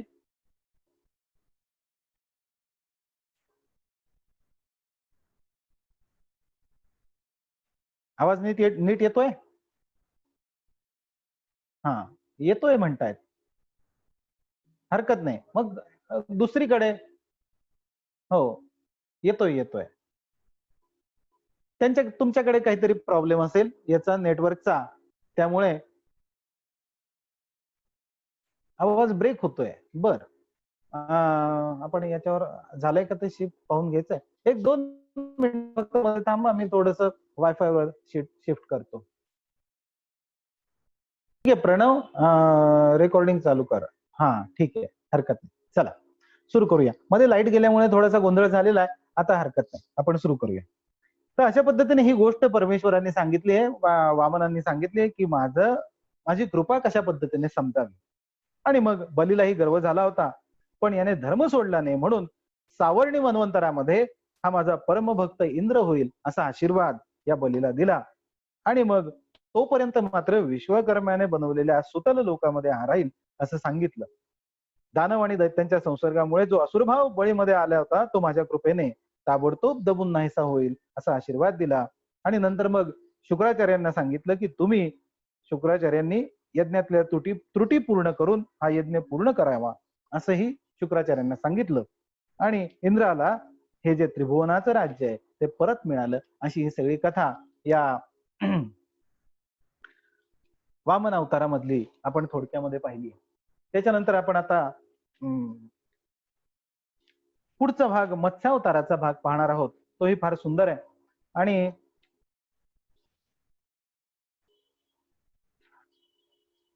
या मत्स्यावताराच्या भागामध्ये ही कथा पाहणं महत्वाचं अशासाठी आहे, की हा जो मत्स्यावतार झालाय त्याच्यापासूनच, त्यावेळेपासूनच तो अवतार झाला आणि वैवस्वत नावाचं मन्वंतर जे आहे, ज्या मन्वंतरामध्ये आज आपण राहतो आहोत, ते मन्वंतर सुरू झालेलं आहे. आणि त्यामुळे हा मत्स्यावतार हा आपल्याशी संबंधित असा अवतार आहे. या मन्वंतराच्या सुरुवातीचा हा अवतार आहे. त्यामुळे तो आपण पाहूया. परीक्षित राजाने विचारलं, ते म्हणतात की अद्भुत कर्म करणाऱ्या श्रीहरींनी योगमायेने मत्स्यावतार धारण करून जी लीला केली, त्यांच्या त्या आदी अवताराची कथा मी ऐकू इच्छितो. ती आम्हाला तुम्ही सांगा. भगवंतांनी कर्माने बांधलेल्या जीवाप्रमाणे तमोगुणी लोकांना न आवडणारे असह्य असे हे माशाचं रूप का धारण केलं, हा प्रश्न आहे. माशाचं रूप धारण करावं असं का वाटलं भगवंतांना, हा प्रश्न आपल्यालाही बऱ्याच वेळा पडतो. आणि मग हे तुम्ही आम्हाला कृपा करून सांगा असं सांगितलंय. सूत महर्षींनी सांगितलं की ज्यावेळी असा प्रश्न परीक्षिताने विचारला, त्यावेळी शुकांनी मत्स्यावताराची कथा सांगायला सुरुवात केली. काही गोष्टी फार महत्वाच्या या कथेच्या सुरुवातीलाच शुकमुनींनी सांगितल्या आहे बघा. ते म्हणतात की गोविप्रसुर साधू नाम छंदसामपि चेश्वरः रक्षामिच्छंस्तनूर्धत्ते धर्मस्य अर्थस्य चैवहि उच्चावशे वचेषु भूतेषु चरन वायुरेवेश्वरः नोच्चावचत्वं भजते निर्गुणत्वा धियो गुणैहि. अर्थ असा आहे, श्री शुक मुनी म्हणतात, परीक्षिता, गायी, ब्राह्मण, देव, साधू, वेद आणि अर्थ यांचं रक्षण करण्यासाठी भगवान शरीर धारण करतात. भगवंताचा अवतार कशासाठी सांगितलाय? गायींचं रक्षण करणे, गो, ब्राह्मणांचं रक्षण करणे, ब्राह्मण, देव, साधू, वेद आणि अर्थ या गोष्टींचं रक्षण करण्यासाठी म्हणून भगवंत अवतार घेतात. आणि म्हणून आपल्याकडे सुद्धा जे जे कोणी प्रजापालन करणारे राजे असतील त्यांच्या पुढे एक बिरुद लावलं जातं, गो ब्राह्मण प्रतिपालक, हे बिरुद आहे. जे काम प्रत्यक्ष भगवंत करता आहेत त्यांचेच प्रतिनिधी म्हणून आम्ही त्यांचं काम करतोय, असा त्याच्या मागेचा भाग आहे. हा भाग लक्षात ठेवायचा आहे. याला खूप मोठी परंपरा आहे भारतामध्ये. उगच नाही ही गोष्ट म्हटली जात. या गोष्टी अतिशय प्राचीन आहेत. यातली प्रत्येक गोष्ट महत्वाची आहे. गायीचं पालन का करावं ही गोष्ट आज आम्हाला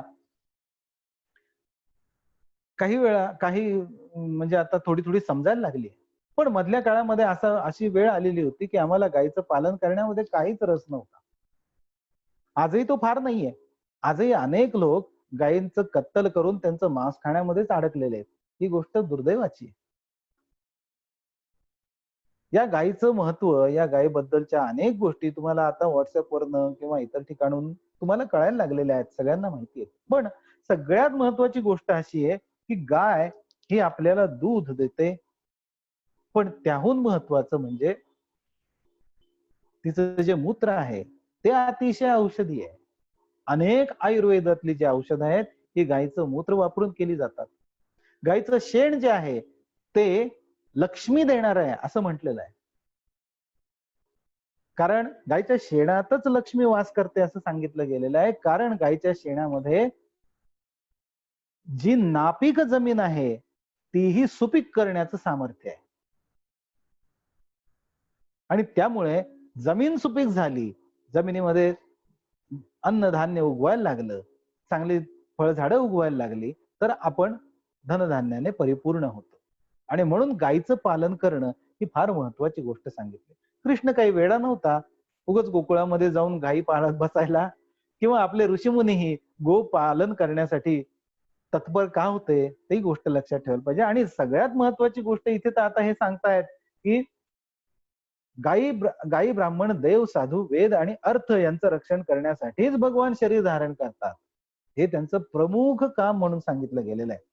हे सर्व शक्तिमान प्रभू वायूप्रमाणे श्रेष्ठ कनिष्ठ अशा सर्व प्राण्यांमध्ये अंतर्यामी रूपाने राहून त्या प्राण्यांच्या बुद्धिगत गुणांनी ते लहान मोठे होत नाही, कारण ते निर्गुण आहेत. म्हणजे मत्स्यरूप धारण केलं म्हणून परमेश्वर काही कनिष्ठ झाले का? तर नाही.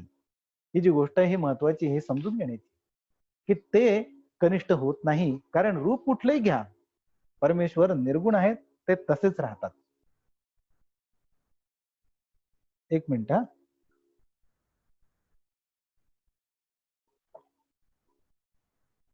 मग याच्यामध्ये पुढे शुकमुनींनी सांगायला सुरुवात केली आहे की मागच्या कल्पामध्ये म्हणे, या कल्पाच्या शेवटी ब्रह्मदेव निद्रिस्त झाले असताना ब्राह्म नावाचा नैमित्तिक प्रलय आला होता. त्यावेळी भूलोकातील सर्व लोक समुद्रामध्ये बुडून गेलेले होते. प्रलयामुळे ब्रह्मदेवांना झोप लागली आणि म्हणून ते झोपू इच्छित होते. त्याच वेळी त्यांच्या मुखातून वेद बाहेर पडले आणि त्यांच्या जवळ राहणाऱ्या हयग्रीव नावाच्या बलवान दैत्याने तो चोरले होते. सर्व शक्तिमान भगवान श्रीहरींनी दानवराज हयग्रीवाचं हे दुष्कृत्य जाणलं आणि म्हणून त्यांनी मत्स्यावतार धारण केला, अशी ही कथा तिथं त्यांनी सांगायला सुरुवात केली. आणि मग तिथून मत्स्यावताराचा जो काय कथेचा भाग आहे सांगायला पुढे सुरुवात होते. ते म्हणतात की त्यावेळी सत्यव्रत नावाचा एक मोठा उदार भगवत परायण असा राजर्षी होता. हा फक्त पाणी पिऊन तपश्चर्या करत होता. बघा, फक्त पाणी पित होता, बाकी काही खायची गरज नव्हती. अनेक लोक तर असे आहेत, आजही आपण पाहतो अनेकांचं उदाहरण, की ते काही न खाता न पिता, पाणी सुद्धा प्यायची गरज नाही, नुसत्या वायूवरही राहू शकतात आणि अनेक वर्ष राहतात. आपण सगळं खाऊन पिऊन जेमतेम 100 वर्ष पण आता जगत नाही. एका वेळी 2 वेळी 4 वेळा खाऊन, 4 ठाव खाऊन आपण 100 वर्ष जगू शकत नाही. पण पाणी पिऊन जगणारे लोक हे जास्त आहेत आणि ते जास्त वर्ष जगतात. जास्त आहेत म्हणजे ते जास्त वर्ष जगणार आहेत. जे पाणीही पित नाही, नुसतं वायू भक्षण करून राहतात, असे सिद्ध पुरुष आजही म्हणे हिमालयामध्ये आहेत आणि यांचं आयुष्य काही हजार वर्षांचं आहे. याचा अर्थ असा आहे की खाऊन आपण जास्त जगतो हा भ्रम आहे. उलट आपण खाल्ल्याने लवकर मरतो हा भाग जास्त आहे. आणि त्यामुळे ही गोष्ट लक्षात ठेवण्यासारखी, या सगळ्या गोष्टी विचारणीय आहेत बरं का, विचार करण्यासारख्या आहेत. म्हणून या गोष्टी या सगळ्या अनुषंगाने आपण पाहिला पाहिजे. आता एक संवत्सर संपतं, एक मन्वंतर संपतं आणि दुसरं मन्वंतर सुरू होतं. याच्या मधला जो संध्याकाल असतो हा एका सत्ययुगा एवढा असतो. सत्ययुग म्हणजे फार मोठं.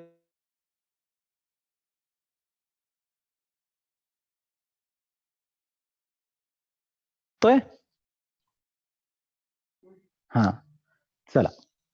तर ते अतिशय मोठं असतं. आपल्या या कलियुगाच्या चौपट असं सत्ययुग आहे. आणि या सत्ययुगा एवढं हे नको करू, नको, राहू दे आता राहू दे, थोडा वेळ राहिलाय. हा, फक्त आवाज तुटक होत असेल तर मला सांगा, म्हणजे मग मला परत तिकडे शिफ्ट व्हायला.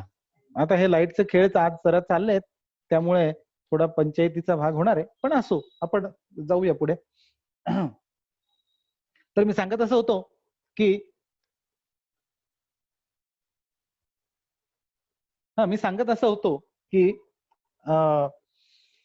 एक मन्वंतर ते दुसरं मन्वंतर याच्यामधला जो संध्याकाल असतो ना, हा एका सत्ययुगा एवढा असतो. कलियुगाच्या चौपट. कलियुग हे 4,32,000 वर्ष, म्हणजे याच्या चौपट म्हणजे 4 चोक 16, 16 लाख आणि 32 चोक पुन्हा म्हणजे 17 एक लाख वर्षांचा हा साधारण कालावधी असं समजूया आपण. तर एवढा कालावधी हा ह्या सगळ्या एक मन्वंतर संपून दुसरं सुरू होण्याच्या मधला होता आणि या कालामध्ये सगळा प्रलय चाललेला होता. आणि त्या प्रलयामध्ये हा सत्यव्रत नावाचा जो राजा आहे तो होता आणि तिथून पुढे नंतर तो मनु म्हणून पुढे त्याने एक सगळं काम केलेलं आहे. हे सगळं तो केलंय त्याने फक्त त्यावेळी तपश्चर्या करताना पाण्यावर जिवंत आहे. पाणी फक्त पीत होता. असो. आता हा जो सत्यव्रत आहे हाच पुढे सध्याच्या महाकल्पामध्ये विवस्वान नावाचा श्राद्धदेव नावाने प्रसिद्ध झालाय आणि भगवंताने त्याला वैवस्वत नावाचा मनु बनवलाय. हा विवस्वानाचा मुलगा आहे म्हणून वैवस्वत मनु झाला. आता याची जी कथा सांगितली आहे ती आपण पाहूया की हा जो राजर्षी आहे एका दिवशी कृतमाला नावाच्या नदीमध्ये पाण्याने तर्पण करत होता. नित्य तिथे स्नान संध्येला जायचा कृतमाला नदीमध्ये आणि तिथे जाऊन मग तर्पण करत असताना उंजळीमध्ये पाणी घेतलं तर्पण आणि पाणी घेतल्यावर त्याला असं लक्षात आलं की या पाण्यामध्ये एक लहानशी मासळी आहे. हा द्रविड देशाचा राजा सत्यव्रत त्याने आपल्या हातामध्ये आलेल्या मासळीला पाण्याबरोबर पुन्हा नदीमध्ये सोडून दिलं. आता ही जी मासळी आहे ती कळवळून त्या राजाला म्हणायला लागली की राजा तू दयाळू आहेस. या पाण्यामध्ये जे जंतू असतात ते आपले जे जातवाले मासे असतात ना त्यांना खाऊन टाकतात. म्हणजे मोठे जे मासे आहेत ते छोट्या माशांना खाऊन टाकतात आणि त्यामुळे मी खूप भ्याले आहे. तू मला या पाण्यामध्ये सोडून देऊ नकोस.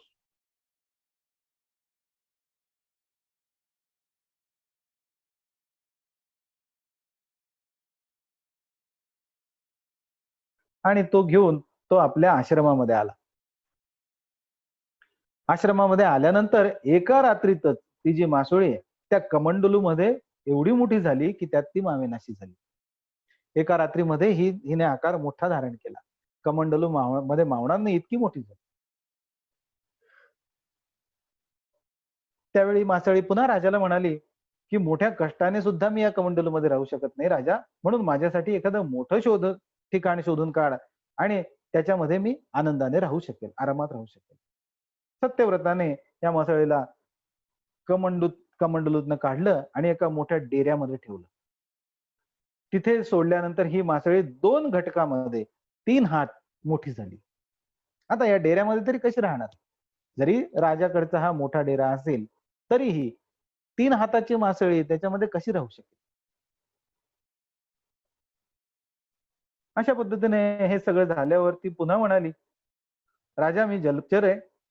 या ह्या ज्या पाण्यामध्ये तू मला टाकलंयस या डेऱ्यामध्ये तिथे सुद्धा मी काय आरामात राहू शकत नाहीये. तुला शरण आले. मला राहण्यासाठी अजून एखादं मोठं ठिकाण दे. आता सत्यव्रताने तिथून या मासळीला काढून एका सरोवरामध्ये सोडलं. पण थोड्याच वेळात ती एवढी मोठी झाली की तिने एखाद्या मोठ्या माशाचा आकार धारण केला आणि त्या सरोवरातलं सगळं पाणी व्यापून टाकलं. इतकी मोठी झाली की सरोवरामध्ये मावेनाशी झाली. पुन्हा राजाला म्हणाली की या सरोवरातलं पाणी सुद्धा मला राहण्यासाठी पुरेसं नाही.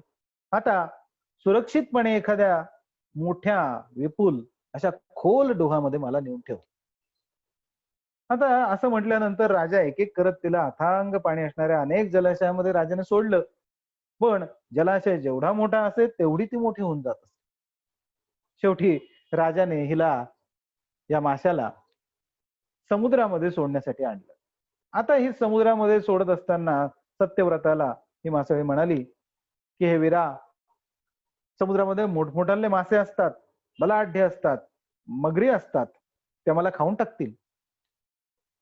म्हणून तुम्हाला या समुद्राच्या पाण्यामध्ये सोडू नकोस. आता राजा म्हणाला, बाई ग मी हे तुला आता सोडू कुठे मग? एवढी मोठी झालीये तू आता माझ्याकडच्या राज्यातल्या कुठल्याही सरोवरात मावत नाहीये, तर मी आता सोडणार कुठे? आणि मग तो गोंधळून गेला आणि मग म्हणाला की मत्स्याचं रूप धारण करणारे आपण नक्की कोण आहात? मला गोंधळात टाकणारे आपण नक्की कोण आहात? एकाच दिवसामध्ये 400 कोस विस्ताराचं सरोवर तुम्ही व्यापून टाकलंय. एवढी शक्ती असणारा जलचर जीव मी आजपर्यंत या पृथ्वी तलावर पाहिलेला नाही. आणि असं असताना आपण नेमकं कोण आहात? कारण असं सगळं असू शकत नाही. आपण निश्चितच सर्व साक्षी असे, सर्वात शक्तिमान असे, सर्वांतर्यामी श्रीहरी असले पाहिजेत असं मला वाटतंय. आणि जीवांवर कृपा करण्यासाठी आपण या जलचराचं रूप धारण केलं असेल असं मला वाटतंय. अशा पद्धतीने त्यांनी या मत्स्याला सगळ्या पद्धतीने सांगायचा प्रयत्न केला. मग मत्स्याने सुद्धा आपलं जे खरं स्वरूप आहे ते सांगितलं.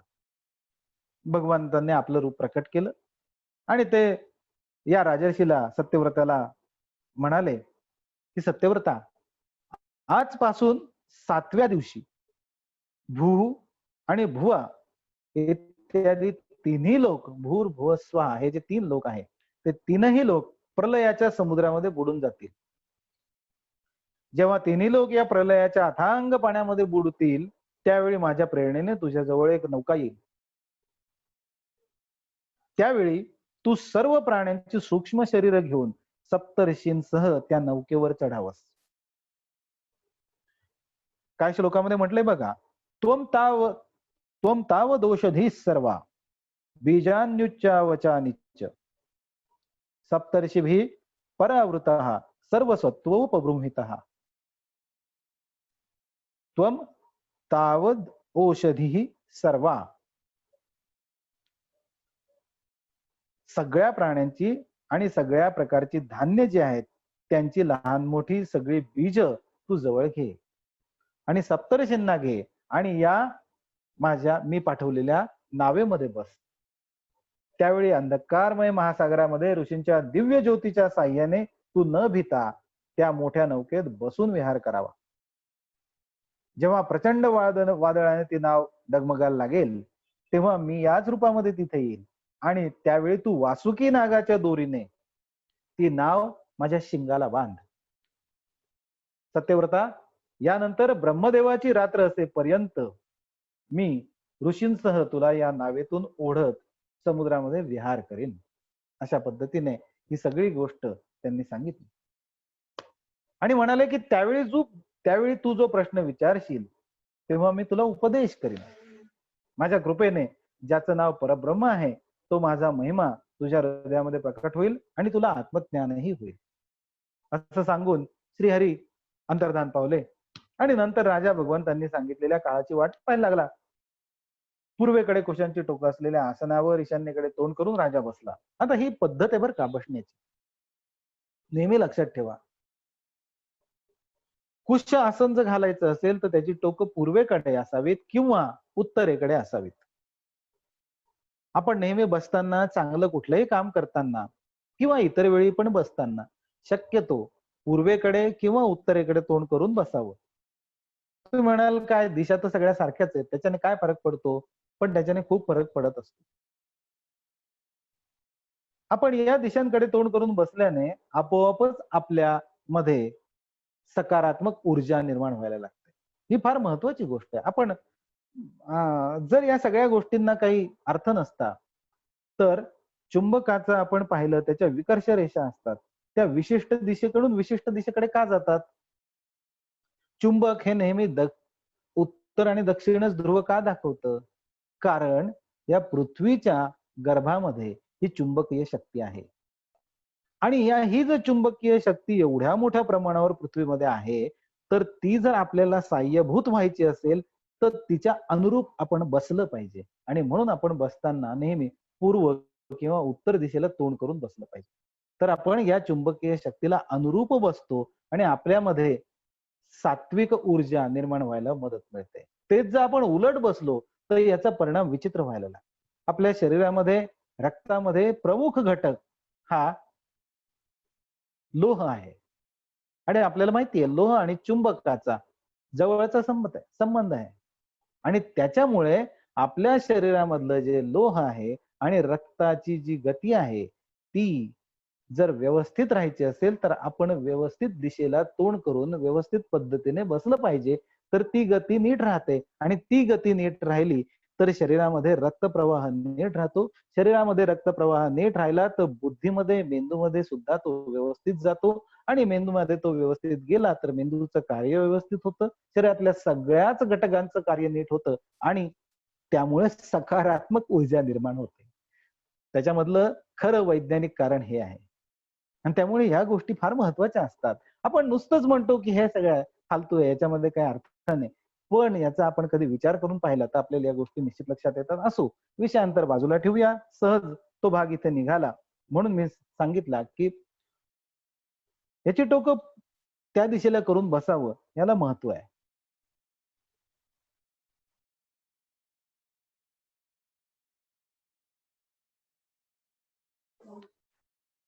ईशान्येकडे तोंड करून बसलेला होता. मत्स्यरूप भगवंताच्या चरणांचं चिंतन करत होता. एक दिवस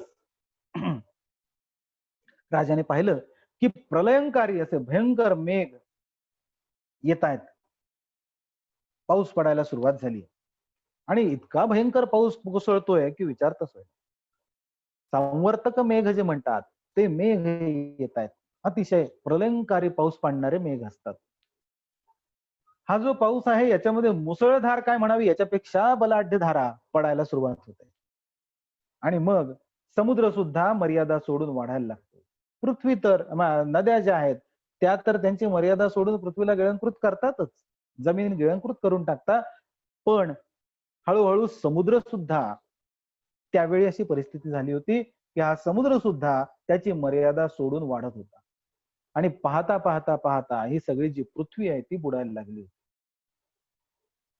तेव्हा राजाला भगवंताच्या आज्ञेचं स्मरण झालं. राजाने सांगितलं होतं की एक नाव येईल अशा वेळी आणि त्यावेळी धान्य आणि इतर बीज घेऊन आणि सप्तर्षीला घेऊन सप्तर्षींना घेऊन तू या नावेमध्ये बस. अशा पद्धतीने हे सगळं पाहत असताना जसं या आज्ञेचं स्मरण झालं तसं त्याला सत्यव्रताला नाव सुद्धा दिसली. आणि मग या नावेमध्ये हा सत्यव्रत राजा सगळ्या धान्यांची बीज आणि इतर जीवांची ही बीज घेऊन सप्तऋषींसह जाऊन बसला. सप्तर्षी जे आहेत ते मोठ्या प्रेमाने सत्यव्रताला म्हणाले की राजा तू भगवंताचं ध्यान कर. तेच आम्हाला या संकटातून वाचवतील आणि आमचं कल्याण करतील. त्यांच्याप्रमाणे मग राजाने भगवंताचं ध्यान केलं. आणि हे ध्यान करत असताना त्या विशाल समुद्रामध्ये सोन्याप्रमाणे शरीर असलेला 4 लक्ष कोस लांबीचा एक एक शिंगाचा एक प्रचंड असा मासा प्रकट झाला. आणि भगवंताच्या सांगण्यानुसार ती नाव जी आहे ती वासुकी नागाच्या दोरीने त्याच्या शिंगाला बांधण्यात आली. आणि प्रसन्न होऊन राजा भगवंताची स्तुती करायला लागला. ती भगवंताची स्तुती फार छानच आहे. पण आता ही सगळी स्तुती आपल्याला पाहायला काही थोडासा वेळ आहे, आपण पाहायला हरकत नाही. चालेल अजून आपल्याला खरं आजच्या याच्यामध्ये पुढचाही भाग थोडासा पाहायचा आहे, पण पाहूया आपण अजून पुढचा थोडासा पाहू आणि ही स्तुती पण पाहू कारण छान असतात या स्तुती. हा सत्यव्रत म्हणाला की अनाद्य विद्योपहतात्म संविद तन्मूल संसार परिश्रमातुरहा यदृच्छ ये हो पत यदृच्छ ये हो पसृता यमाप्रुयु यमाप्नुयु यमाप्नुयुः विमुक्तिदो न परमो गुरुर्भवान.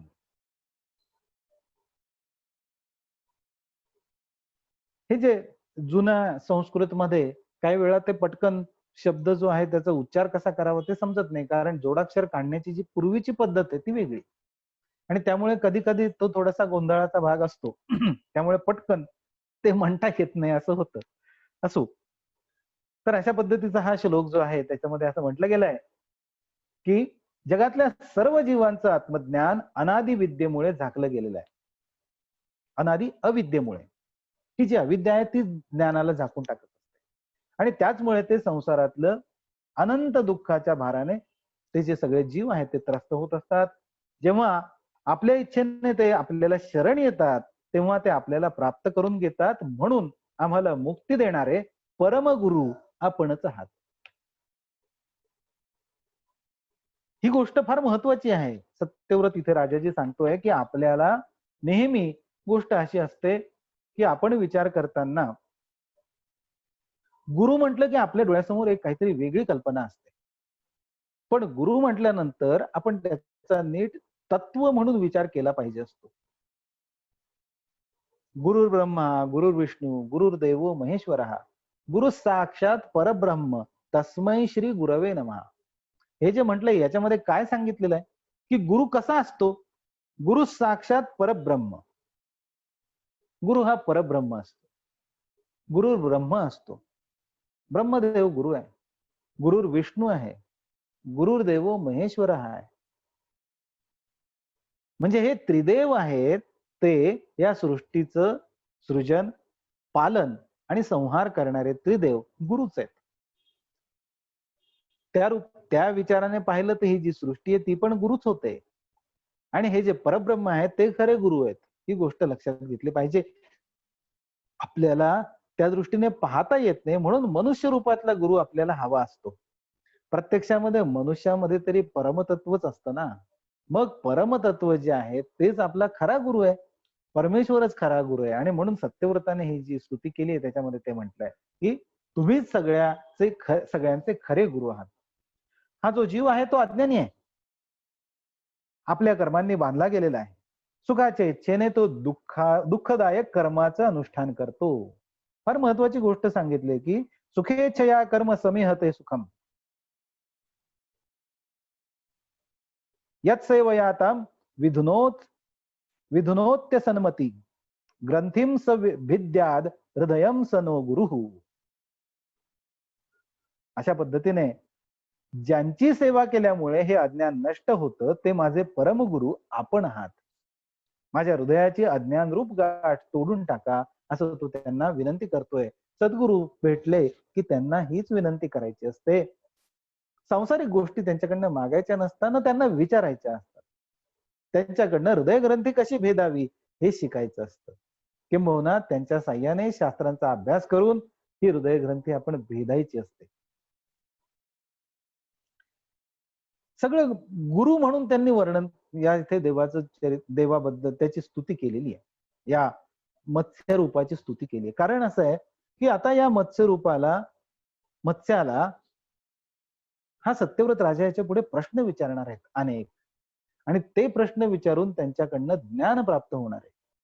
आणि म्हणून हे सगळं वर्णन, ही सगळी स्तुती चाललेली.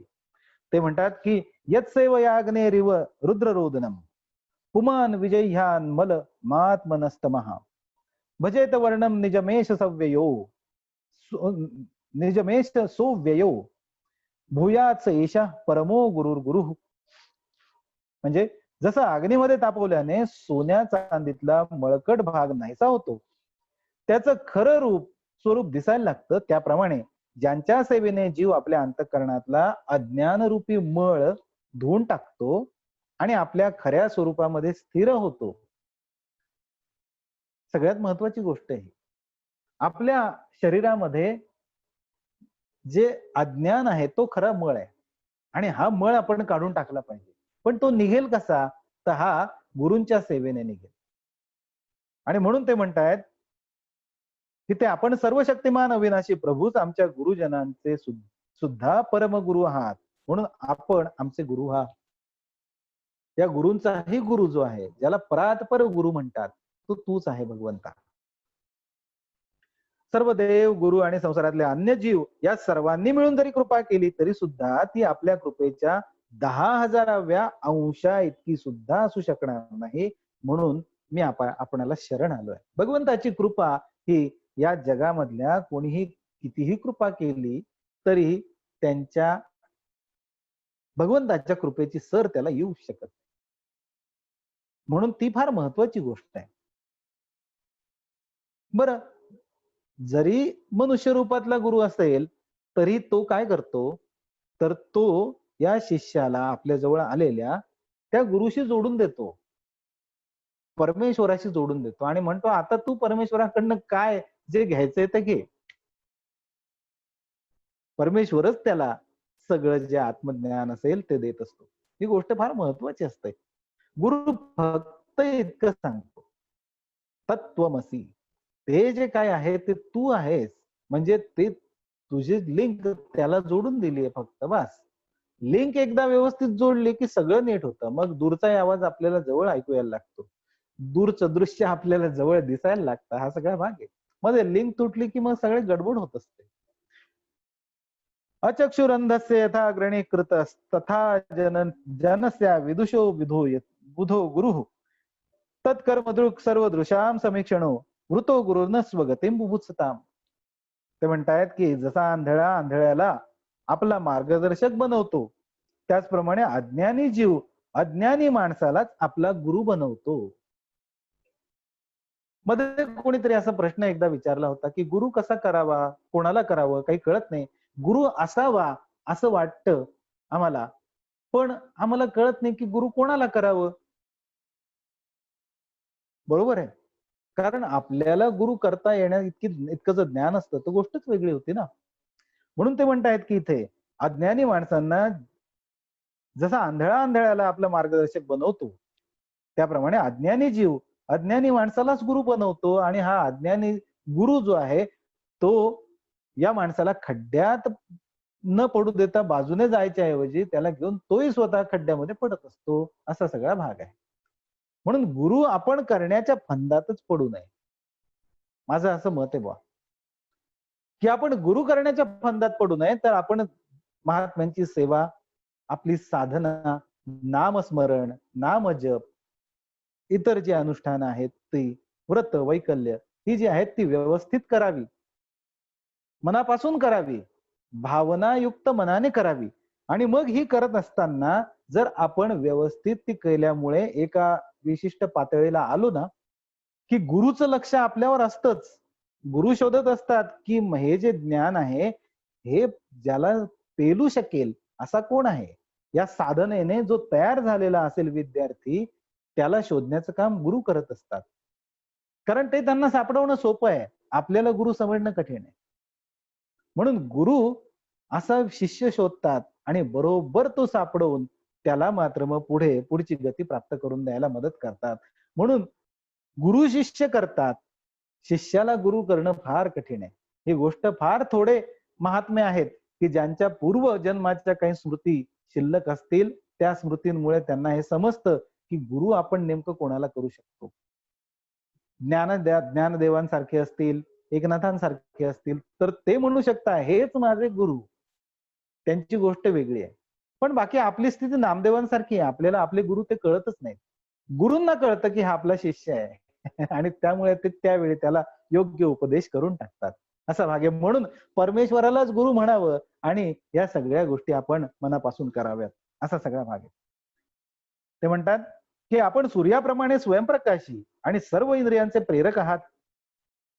आत्मतत्वाचे जिज्ञासू असलेल्या आम्ही आपल्यालाच गुरु केलं आहे. आम्हाला मार्गदर्शन करा. अज्ञानी मनुष्य अज्ञानी मनुष्यांना ज्या ज्ञानाचा उपदेश करतो ते अज्ञानच असतं. कोणी मला म्हणालं की मी तुम्हाला गुरु करायचा आहे बुवा, तर मी तुम्हाला काय ज्ञान देणार हो? मी स्वतःच अज्ञानी आहे. मग मी तुम्हाला उपदेश काय करू शकणार? आणि जर मी अज्ञानाचाच उपदेश केला तर तुमचं भलं तरी काय होणार? त्यामुळे अशा अज्ञानी माणसाला गुरु करण्यापेक्षा भगवंताला गुरु करावं ही सगळ्यात चांगली गोष्ट आहे. जसं नामदेवांनी केलं होतं. नामदेवांनी पांडुरंगालाच गुरु केलेलं होतं. आणि ते गुरु झाल्यामुळे योग्य वेळी मात्र पांडुरंगानेच त्यांच्या गुरूंनाही त्यांची भेट घडवून दिली. ही गोष्ट फार महत्वाची असते. कारण परमेश्वराचं आपल्यावर जर लक्ष असेल ना, तर या सगळ्या गोष्टी उत्तम प्रकारे घडतात. असो. त्यामुळे जर असं ज्यावेळी होतं की अज्ञानी मनुष्य अज्ञानी माणसाला ज्ञानाचा उपदेश करत नाही, तर अज्ञानाचाच उपदेश करतो. त्यामुळे संसार रूपी घोर अंधकाराची प्राप्ती होत असते. पण ते म्हणतायत की आपण मात्र परमेश्वरा आपण मात्र त्या अविनाशी आणि अमोघ ज्ञानाचा उपदेश करता आणि त्यामुळे मनुष्य सहजपणे खऱ्या स्वरूपाला प्राप्त करून घेतो. ते म्हणतात की आपण सगळ्या लोकांचे सुहृद, प्रियतम ईश्वर, आत्मा आहात. गुरु त्यांचे द्वारा प्राप्त होणारे ज्ञान आणि इष्ट वस्तूंची प्राप्ती हे सुद्धा आपलेच स्वरूप आहे. दुसरं काय असतं? गुरु जे ज्ञान देतो ते परमेश्वरच देतो आपल्याला. ज्ञानरूप परमेश्वराला आपल्या स्वाधीन करतो. पण देणारा कोण? गुरु. तो सुद्धा परब्रह्मच आहे. त्यामुळे परमेश्वरच परमेश्वर रूपी ज्ञान आपल्याला देतो. कोणाला देतो? परमेश्वरालाच देतो. असा हा सगळा भाग आहे. फार गमतीशीर आहे. असं असतानाही इच्छांच्या बंधनामध्ये जखडले जाऊन लोक आंधळे झाले आहेत आणि त्यामुळे आपण त्यांच्या हृदयामध्ये विराजमान असता आणि या गोष्टीचा त्यांना पत्ताच लागत नाही. अशा पद्धतीने ते स्तुती करतायत. ते म्हणतात की आपण पूजनीय परमेश्वर आहात.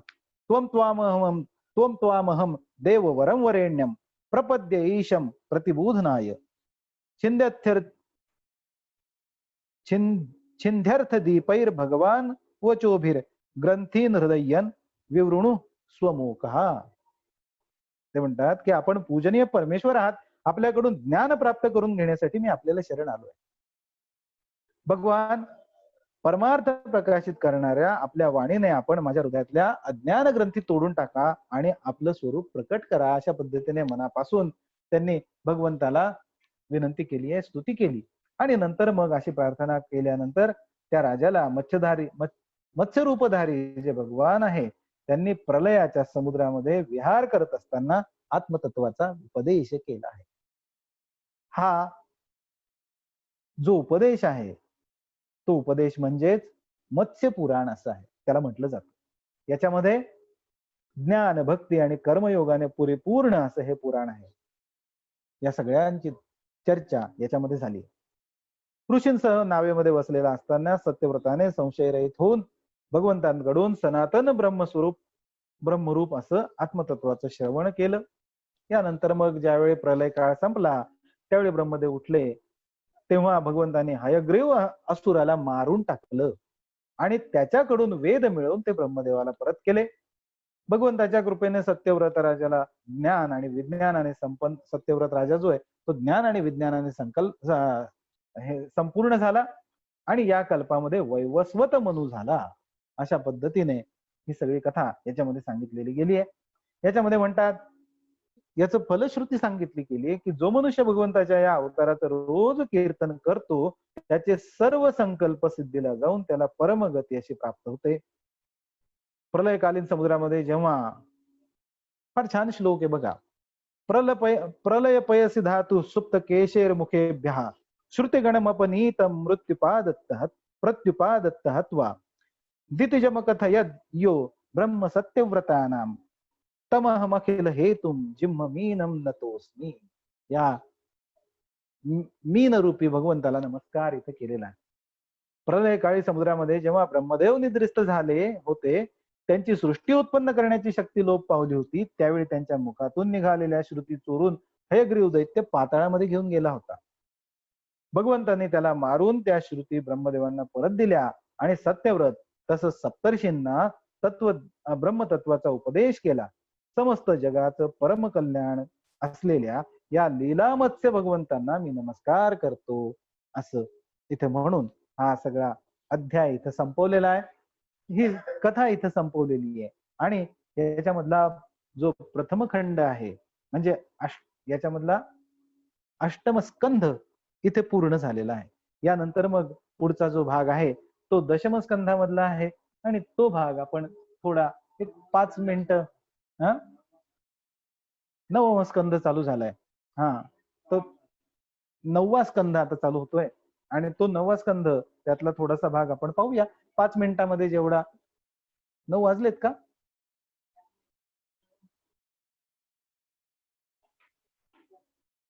येस, 9 वाजलेले आहेत. त्यामुळे आपण आता आज थांबूया. मग आपण हा जो भाग आहे उद्यापासून पाहूया, हरकत नाही. याच्यामध्ये मग सद्युम्नाच्या पुत्रांची कथा आहे. त्याच्यानंतर मग सूर्यवंशी राजांचं चरित्र आहे, रामचरित्र आहे, यदुवंशी राजांचं चरित्र आहे, इतर वंशांची चरित्र आहेत आणि पुढे मग आपण दशमस्कंधापर्यंत जाण्यासाठीची पार्श्वभूमी या 9व्या स्कंधातून तयार होते आणि मग आपण दशमस्कंधामध्ये कृष्ण चरित्राचा भाग पाहणार आहोत. असा हा सगळा प्रपंच आहे. तर आजच्या भागाला आपण इथं विराम देऊया, आरती करूयात आणि काही प्रश्न असतील तर पाहू. पण बहुतेक प्रश्न नसतात, ही गोष्ट चांगली आहे.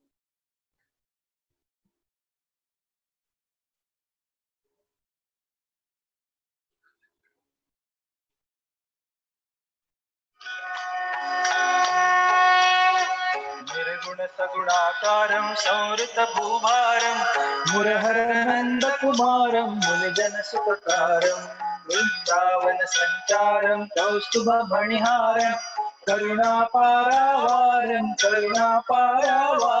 गोवर्धनधारं जय देवं वन्दे गोपालं मृगमदशोभितबालं भुवनत्रयपालं जय देवं सुरदेवादनलोलं सप्तस्वरगीतं स्थलचर जलचर वनचर रञ्जितसद्गीतं संवित यमुनातोऽयम् अगणित तव चरितं गोपीजन श्रीमोहन गान्तं श्रीकान्तं जय देवं वन्दे गोपालं जगमदशोभितबालं भुवनत्रयपालं जय देवं क्रीडामण्डितवेष्टितव्रजललनां वन्दे ताण्डवमण्डितकुवलयदलनयनं कुसुमाकारितरञ्जितमन्दस्मितवदनं कणिवरकालियदमनं उच्चेश्वरगमनं जय देवं वन्दे गोपालं मृगमदशोभितभालं भुवनत्रयपालं जय देवं अभिनवनवनितचोरं करधृतदधिगोलं लीलानटवरखेलं धृतकाञ्चनशैलं गिरिधररक्षणशीलं विललितरिपुपूलं भगवन्तं श्रीकृष्णं परिपालय दीनं जय देवं वन्दे गोपालं मृगमदशोभितबालं भुवनत्रयपालं जय देवं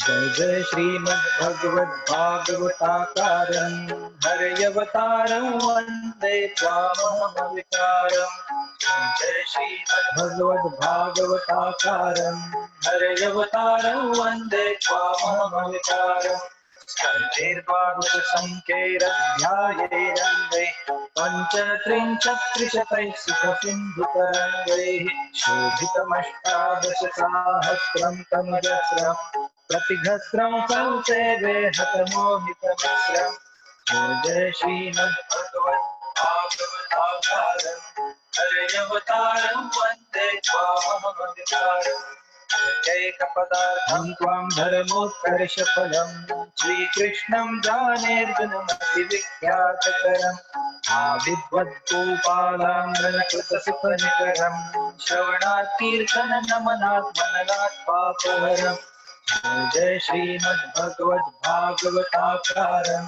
हर्यवतारं वन्दे त्वामहमविकारम् वाक्यासंहारं गोवर्धननिरतं गिरिनारदशुककीर्तितमुद्धाराभिरतं निरुद्धार्थक शिवविग्रहकामप्रभवं नवरसमभिरामपदं सततोद्भवमभवम् जय जय श्रीमद्भगवद्भागवताकारं हर्यवतारं वन्दे त्वामहमविकारम् मनुते न परं ब्रह्मसुखं भक्तिज्ञानविरक्त्यो भियन्ति यं सुसुखं मन्यन्ते मुनयः कृतनिःशेषमखं काशीनाथोऽपि नमति त्वत्पदयुगुलनखं जय जय श्रीमद्भगवद्भागवताकारं हर्यवतारं वन्दे त्वामहमविकारम् हर्यवतारं वन्दे त्वामहमविकारम् हर्यवतारं वन्दे त्वामहमविकारम्। श्री गोपाल कृष्ण भगवान की जय। मुरली मनोहर की जय। श्रीमद सद्गुरु श्री शंकर महाराज की जय। सब संतन की जय। बोलो सियावर रामचंद्र की जय। काही नाहीये कोणाचं ना प्रश्न? असो, श्री गोपाल कृष्णार्पण वस्तु। हरि ओम।